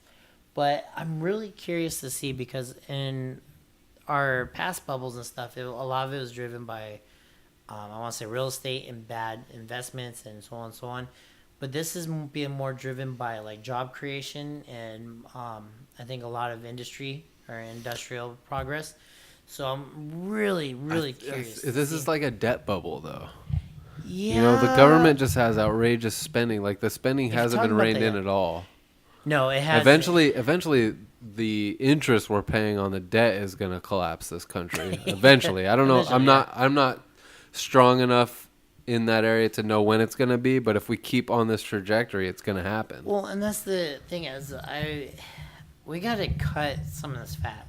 There's no. People point to the military, and I think there's some things you could probably cut there, obviously. But you know what? I'll put it to you like this: if everything Trump says that he can do, and everything that he's talking about, if we just said, you know what, here's put up or shut up. If everyone just backed off and said, okay, fine, we're gonna give you not free reign, but we'll let you mostly do what you want to do. You have 2 years to prove him wrong. You have 2 years to say, okay, he says that if we build a wall, we'll save X amount billions on immigration problems. Okay, cool. You have 2 years. Build the wall today. 2020, if it didn't work out, now you have something to go up against with him. Say, okay, well, he said that if we cut this out and cut that out, or if we start investing more in coal and do this, this would be better and this would be better. Okay, fine. Let him do it. Let him dig his own grave. Because this is what's going to happen. He's either going to dig his own grave or he's going to hopefully dig us or, pull us out of the grave. But we can't right now. And that's where I think is really frustrating is you have so much opposition. They say, I forgot how much it was, but I think the last estimate I read was like 100 and something billion that we spend on illegal immigration every year. If we could curb that even by half, that's huge. That's like monumentally huge. That's insane. And if you can continue to cut it down, I mean, you're saving billions, but well, we may not ever know because there's so much opposition to it. So going back to the bubble thing, I think you're right. I think there's things we need to cut out, but in order to do that, I think we need to push through some of the programs one way or the other that Trump is trying to do. Because if he's saying, hey, I can build the economy even stronger than it is right now, he's done a pretty good job in my eyes. Let him do it. Let him say, you know what, forget it. What the wall that they wants is like $5 billion. It's like for the money, it's like 5 point something billion or 7 billion now. They did the math. It's against like 400 trillion. It's literally less than like 0.001% of the budget. What is that? That's nothing. Just do it. Do it, and then you can say it was worth it, or was it? I don't know. That said, I think that's where to cut down on your trillions, something drastic has to change. And what you have is you have the status quo politicians trying to say, hey, no, we don't want this radical idea, or we don't want to try something different. We're just going to let it keep doing the same things that we've been doing. That isn't working. That's why we elected Trump. That's why Trump got elected. Is we wanted something different and new. And so far, he seems to be holding up to the things that people elected him for. He seems to be holding up to those. So I say he's proven himself, at least to this point. I think he can bring down some of that down, and if they stop, fighting him on every issue. I know that's a lot of information, a lot of possible if-thens and all those kind of statements, but I don't know. It's not going to work under this current situation where it's complete deadlock with the government shutting down and Trump on one end and Nancy Pelosi on the other. It's never going to work. All you're going to do is one of them is going to give in. Chances are it'll be Trump because they're going to push that whole subject. And then you're going to have the same politicians writing the same checks to the same people over and over again. So, I don't know. I think we were absolutely right with the debt bubble. I would love to see us really start hammering it down. But the only way to do that is you need someone radical with crazy ideas, and you gotta let him try it. And Trump is that crazy. Trump's proven he's crazy. He's nuts. He'll do it. Yeah, he hasn't indicated anything to the effect of wanting to balance the budget, though. No, but he's a businessman, and I think he did good with the was it the new? I forgot. I think they changed the name, but the new NATO agreements and stuff. He's doing pretty good with the China trade. I think Japan said they're investing. I forgot how many. I want to say billions or trillions into us now. I don't know. He's moving the pieces in the right place. I would really like to see him to be unrestricted in the sense that he can move them faster. And I think he could bring that debt down. I honestly, he's probably the only president that could. I'll put it that way. We know Obama wasn't going to do it. Yeah. Our economy was in almost every measurable metric you can take it in. During the 8 years of Obama, it was probably the worst economy we ever had. And they say, oh, well, he inherited a recession. In 2 years, Trump has turned that not only a complete 180, but we're in one of the best economies we've had in 60 years almost, Even under Bush, it was going down. It was going bad. And I don't think under a Republican or conservative politician you'll ever get this debt down. You'll never get a true reform to get debt down. Yeah. It's going to take someone that's an outsider, a businessman, and someone who honestly, I for all intents and purposes, I honestly believe he loves America above all things. I don't think at this point, he's a, 70-something-year-old man with billions in the bank. I don't think he's doing this because he's got to make some point. He was already famous, already rich, already had everything he wants. I think he's doing it because he loves it. I think he's good at it, and I think he could actually be the person to start making those changes, but that's going to be, that problem's in the House, the Senate, and them fighting him on everything, and his own party not backing him up. So I don't necessarily agree, but I can't necessarily argue against it. So I'm going to let you have the last word on that. okay. And I'm sure you'll be back on again. I would So love to be back on. thanks for this one. This is a great episode, man. It was good. We being really here. got to the bottom of a lot of shit here. Hopefully we unindoctrinated some people. Exactly.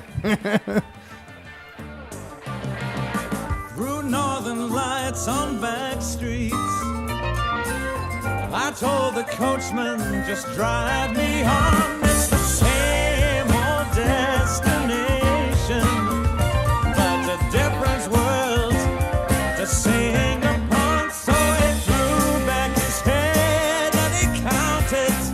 I jumped out about 5 to 9, and I waved at the stage doorkeeper.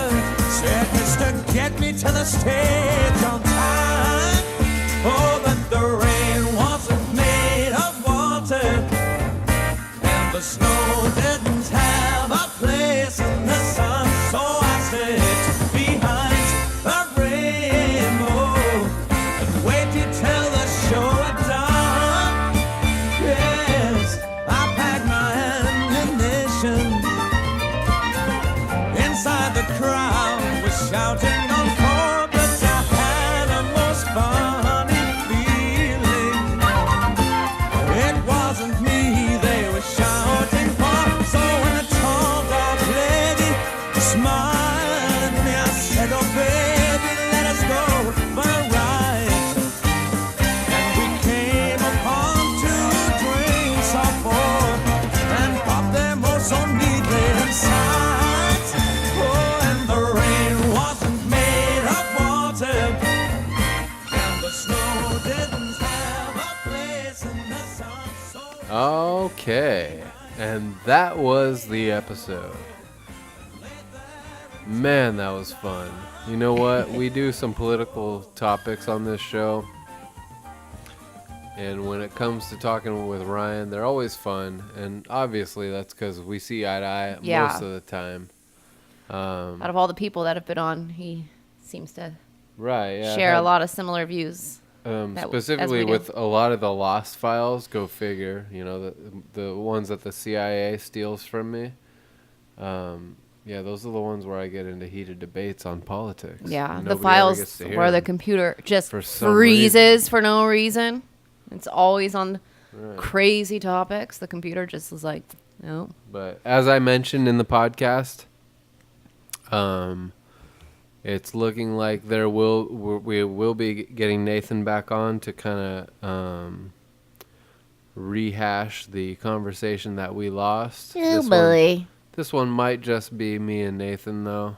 I'm gonna have to be here, be a mediator. Obviously, you if and y'all TJ are going you and around. No, you and TJ are welcome on whenever. Like, there's no limitations to when you and TJ can be on. But somebody has to stop you guys if you're just going back and forth for hours and it never ends.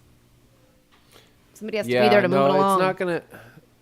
I don't want to go into it like calling it a debate. I'd like to just have a discussion, because we don't see eye to eye on the topic of the Mueller investigation and Russian collusion, if you will, Russian Trump collusion.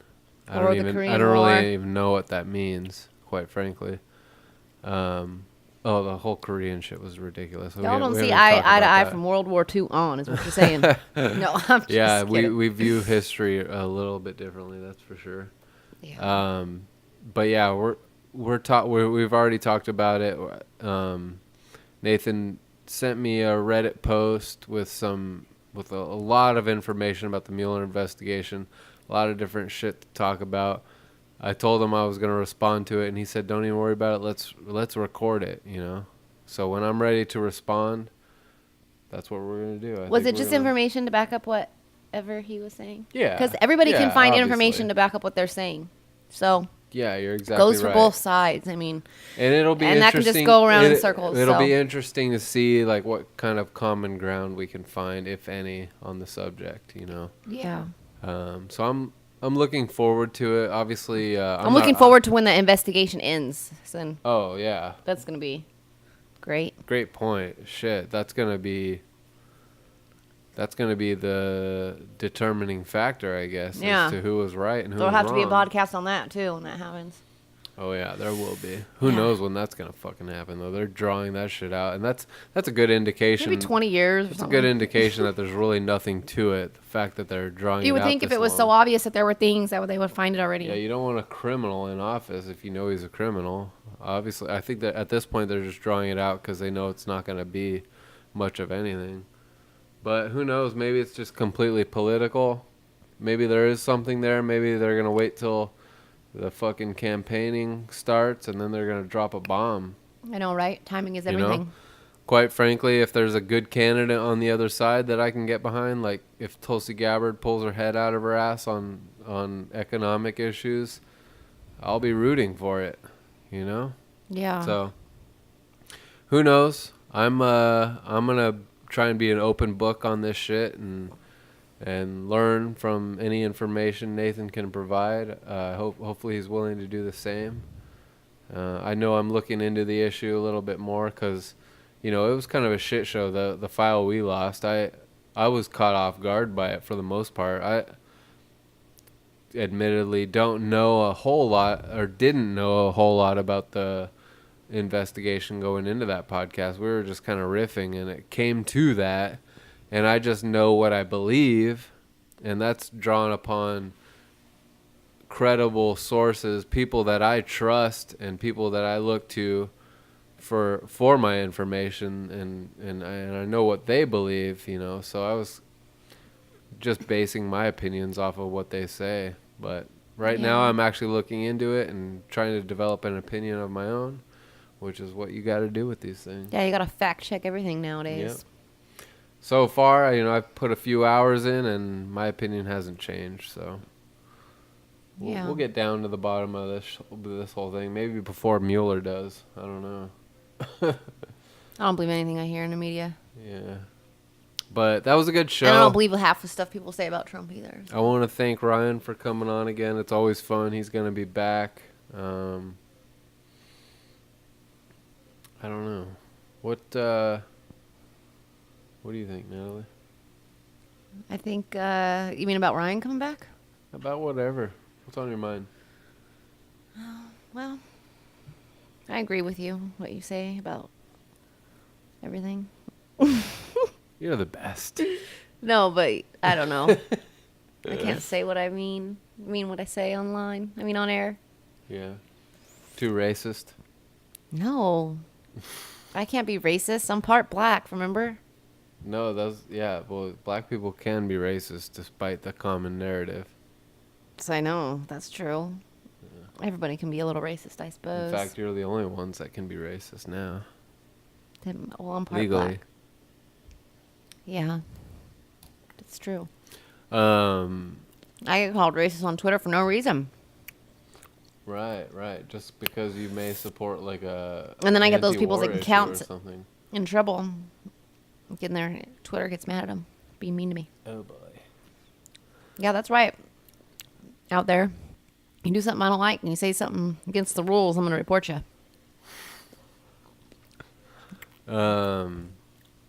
You were telling me recently about a documentary you saw. Oh, yeah. Some weird shit.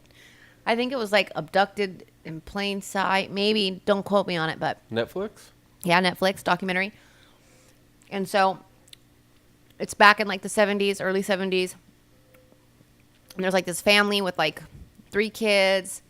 And they meet this other family at church. And that family seems so nice. And they have kids too, like the same age. So these 2 families start hanging out all the time. And then the fucking dad, not the dad of these kids, but the family that they met, that father, like has it out for this to take this little girl from basically the family they just met. He's like a sicko, you know, a pedophile. And so, I don't know, the little girl's like 9 or something. And he like, Nick's names are Dolly. And he starts telling the parents he wants to like take the girl, Dolly, her name's Jan in real life, take her out on special outings and do other things with her instead of the other kids and all not as families anymore. And so they're like, well, you know, the guy like persuades them and shit. And so he starts like taking this little girl out to do things and stuff. And then he figures the best way to get to the little girl is to get the parents to like him. So he gets to the mom first, has this bitch making out with him. He's touching her boobs, all this stuff. And she's like, no, I'm married. I can't do this. And he's like, oh, it's all right. It's all right. Okay. And then he goes to the dad, and he takes the dad on a car ride. And he's like, I'm so frustrated. My wife and me and my wife are having sex. I don't know what to do. I just need to be relieved, you know? He's like, can you just relieve me? And so the dad of the little girl, Jan, is like, I don't know about this. And so the guy's just like, oh, come on. It's just some kid stuff that kids do. And then the guy's like, so I did it. I relieved him. I fucking jacked him off. Dude. So he's got both these parents fucking jacking him off. And then he ends up taking the little girl in an RV, and he takes her to Mexico. By this time, like this little girl was like 9 when they first met. So it took 3 years. Hold up. So how did you say he got involved with this family? Church, right. Obviously, I should have known. And instantly he took a liking to this 9-year-old girl. Yeah.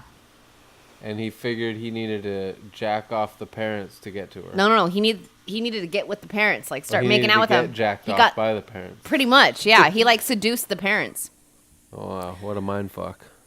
Dude, weird shit. And so they like this guy, and they allow him around their child, all 3 of their girls, but he only cares about the one girl.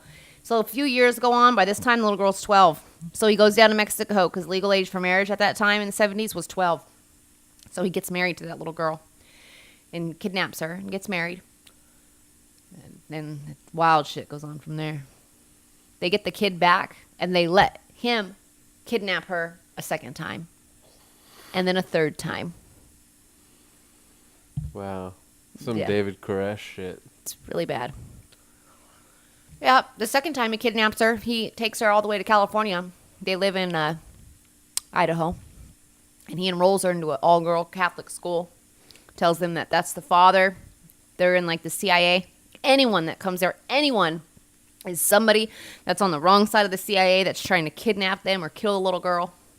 So she can't even see her parents or anything. Right. And the CIA, they know everything, and they're always on the right side of everything. So So don't cross the CIA. And the parents even got the FBI involved in the first time, and they're like, whatever you do, don't talk to this man. Like, don't do any of this. And then the FBI dude's on there, like, pissed. He's like, I don't know why, but they let him back into their lives for a second time. Yeah, and after the second time they got kidnapped, the mom of the little girl ends up cheating on her husband with this dude and actually fucks him. The fuck? It's After like he the height of kidnapped the little persuasion. girl. Wait. This is a real thing? This was a documentary? Yes, it's on Netflix. It's called, like, Abducted in Plain Sight or something like that. Wow. I forget the name, but... There was an X-Files episode. I couldn't or believe what I was watching. A couple X-Files episodes that were exactly like this shit, where the villain in the episode, you couldn't interact with him because he could, like, make you do whatever he wanted. That was kind of like this. Like it was a Jedi mind trick or something. Yeah, he plays tricks on the little girl in the... He drugs her. He keeps giving her all these pills to make her fall asleep for days. And then he, like, has a recording of, like, it sounds like aliens. And so he, like, shines bright lights in her eyes when she's going in and out of consciousness. And he's playing this tape over and over. And the tape is like, you need to do these things or your parents are gonna die. And she, like, keeps hearing all this fucking crazy recorded shit. Basically, like, she's gotta fucking have a baby with this dude in order to save her parents. Or her parents are going to die, and she has to have the baby with this guy by the time she's 16. At the time this is happening, she's 13. Wow. It's fucking... I couldn't believe what I was watching. It's an hour and a half long. Sounds like it's a insane. trippy-ass fucking movie. It's a documentary. This shit really happened. These people are really weird. Damn. I mean, the X-Files episode was trippy like that, but it didn't get into, like, lascivious shit like that. Yeah, I couldn't believe what I was watching. And I couldn't believe these parents. They were, like, very naive. They were, like... very under a rock naive, but maybe that's how it was in the early 70s or like super old school. I have no idea. The mom was like, he made me feel alive. And then he kept blackmailing the dad, saying that he was going to tell everybody that he's a homosexual. Of course. Yeah, because he jacked him off in the car in the woods. Well, maybe he is a homosexual. Well, he says he's not. But... You know? It doesn't matter. Back you then, want to be ultimately persuasive. You back gotta then it was play like on a big people's thing, you know, in the vulnerabilities. early 70s, probably to like say you're a homosexual, you know, like it's not like it is today, Right. type of thing. So, well, kind of still, like, especially if you're a family man, like if you're really a homosexual, you're once Yeah, and you've had, heavily like, involved in once the you've had 3 church. kids, you're probably at the point where you're not willing to admit it. and heavily involved in the church and everything. Yeah, fucking A. The church will really get you if you're a homosexual. But yeah, in the beginning, they just made like they're just like the regular all-American family. Like you wouldn't think they just seem like the perfect little family, but this dude gets into their lives and fucks it all up. That's crazy. Yeah, it is insane. By the end of it, like this lady ends up writing a book to warn other people about this guy and all sorts of shit. And then he like sues her for writing that book. The one that abducted her sues her for that shit, and they're in court. And she's like, you ruined my life and all this shit. And then he went home and he's like, I didn't ever meant to ruin your life, Dolly. And then he goes like, home. He never meant to ruin my life, Dolly. And he goes home and he fucking commits suicide. And he's like in his 70s by that time. The persuasive guy committed suicide? Yeah, after Oh, he was shit. like really old. Why would he do that? Why wouldn't he just convince everybody to fucking jack him off? He didn't look the same, apparently. Something. He wasn't as persuasive in his old age. Don't think so. Yeah, this shit's all gnarly. I couldn't believe what I was watching. Fuck. Yeah. Some weird shit out there. I You know there's people like that still walking the earth. Yeah, it's insane. Well, yeah, there's this other documentary I was watching called Jane Doe, and it's about kids that, like, let's say you get, you know, teenagers, they fucking act unruly sometimes. They act crazy. I acted crazy. You get pissed. You leave your house for a couple days. And so these kids will, like, run away from home or whatever for, like, a little bit, and then they'll get scooped up by the fucking sex trafficker people, and then they sell them on the internet in like a child sex ring. And those kids were like abducted for a while in that sex ring, and then their parents found them on the internet fucking chopped up hair, lingerie with their asses and shit on the fucking computer. And then they tried to sue this website. And the website, it took like 10 years for like the Supreme Court to undo some fucking law that says the site can't be responsible for the ads that people post on it. There was this site called Backpage, and everyone was going there to post these ads of the little kids that were for sale for the sex. And the parents that got their kids back were like, we're fucking going to sue the shit out of this Backpage. And then Backpage is like, no, we're protected by the Supreme Court. They say that we are not responsible for whatever people are just posting their ads here. We're not responsible for this shit. If you're going to go after us, you're going to have to go after a whole bunch of other sites. And this was like in the early 2000s. And then, I don't know, like a year or two ago, the Supreme Court finally changed some law that helps that they can get in trouble. Because I forget how, but That's an interesting it issue. was. I know. I was like, I don't know how I feel about this, but it was sad. It was young kids, Yeah. like that's 15-year-olds and shit. Terrible. Yeah. People need to stop fucking kids. It's disgusting. Yeah. It's awful. And You those heard it kids, they here got them all on drugged up on Undoctrinated. heroin and Stop shit. fucking kids. The parents got their kids back like a year later. The kids were like, they were like in school and soccer, or like violin class. I got the kids back. They're all addicted to heroin and crack, all fucked up. Like, Fuck. would have sex with like 20 different people a day for their whole time. Getting sold. One mom had to buy her own kid back from the ad. Wow. Yeah. It's awful. That shit's intense. And then when she got her kid back, it wasn't the same. It was all fucked up. Apparently, I've created a monster by canceling my cable. Now Natalie's watching all kinds of crazy shit on Netflix. I know. That's like all I see on there. I don't know what else there is to watch. I don't know. Well, they do Somebody have help me. algorithms for this shit. If you're just watching cartoons all the time, that's probably all you'd see available. So what does that say? Something's wrong with me? I don't know. Well, this stuff's ain't gonna happen to our kid. Netflix is throwing the most extreme shit they got at you. Yeah. It's wild stuff. It's because we watched Alpha fucking Tango. Oh, you mean that Alpha- Netflix is tailored to you? What was that fucking, So, like, if I pick something, it's only going to show me other documentaries like this now? Is that what you're telling me? No, but they kind of do that. Like they make suggestions based on your fucking. No wonder why I'm Viewing watching weird history. shit. I watched a few other weird things after this. Yeah. That's all I've been watching. That's all there is. What was that crazy movie we watched? Alpha Tango Bravo or something? Never heard of That it. military movie where all the guys just get caught in that minefield. They just keep blowing you up. God, that was the worst movie. It's awful. It's like Yeah, we had to shut it off. We were I couldn't first of all finish it. high on marijuana edibles, and then we turned this movie on. It looked like a good, like legit war movie, Ugh. but it was too realistic. It was on Netflix. I don't know if it still is, but it's about like this Australian or So awful. British fucking And no, it wasn't the unit marijuana. That that's was in awful. Afghanistan, and they fucking are out on this patrol. This was before I was pregnant, just so y'all know. Don't be judging This me. was a few years ago. It was a long time ago. They were out on patrol and they go into this like ravine, and when they get to the base of the ravine, they just realize they're like stuck in a minefield. One dude blows up, and that's when all hell breaks loose. Oh. It's Yeah. crazy And because they don't hold back on this shit. It's all in real time when you're watching it.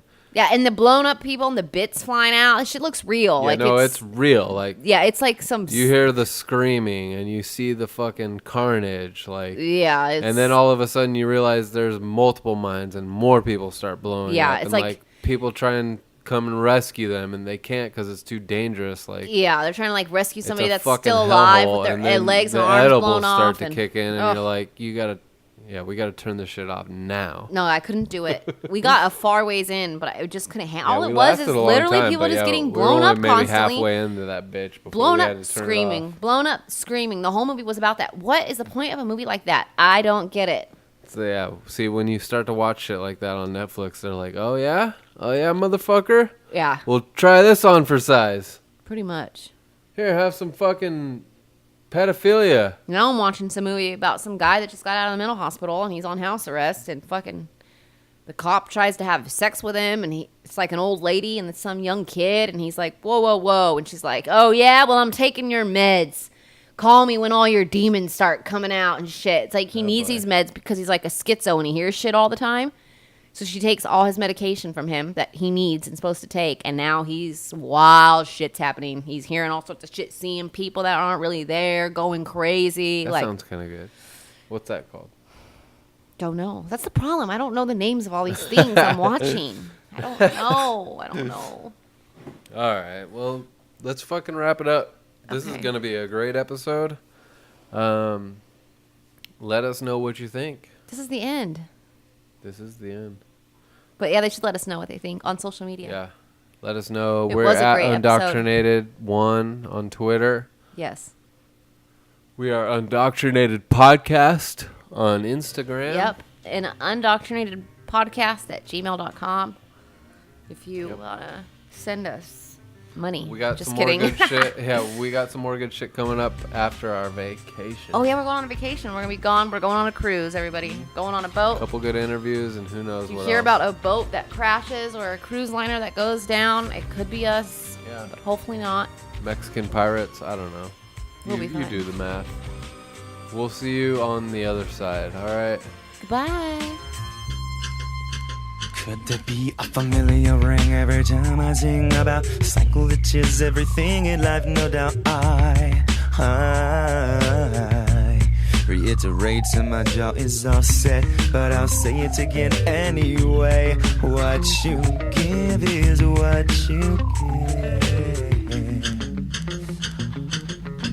Look at you now, you're put in your place, oh medicine is smacked in the face again. Look at you now, you're put in your place, oh medicine is smacked in the face again.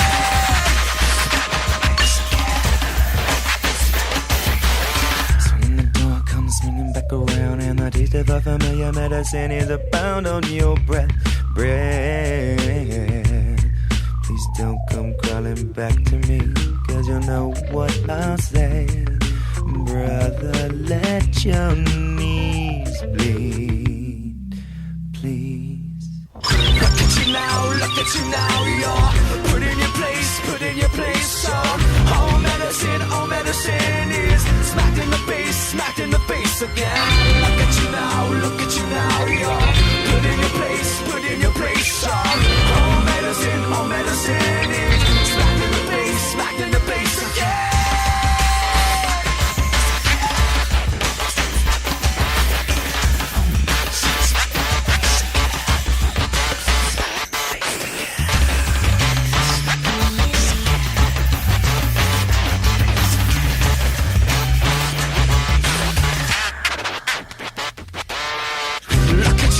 Look at you now, you're put in your place, oh medicine is smacked in the face again. Look at you now,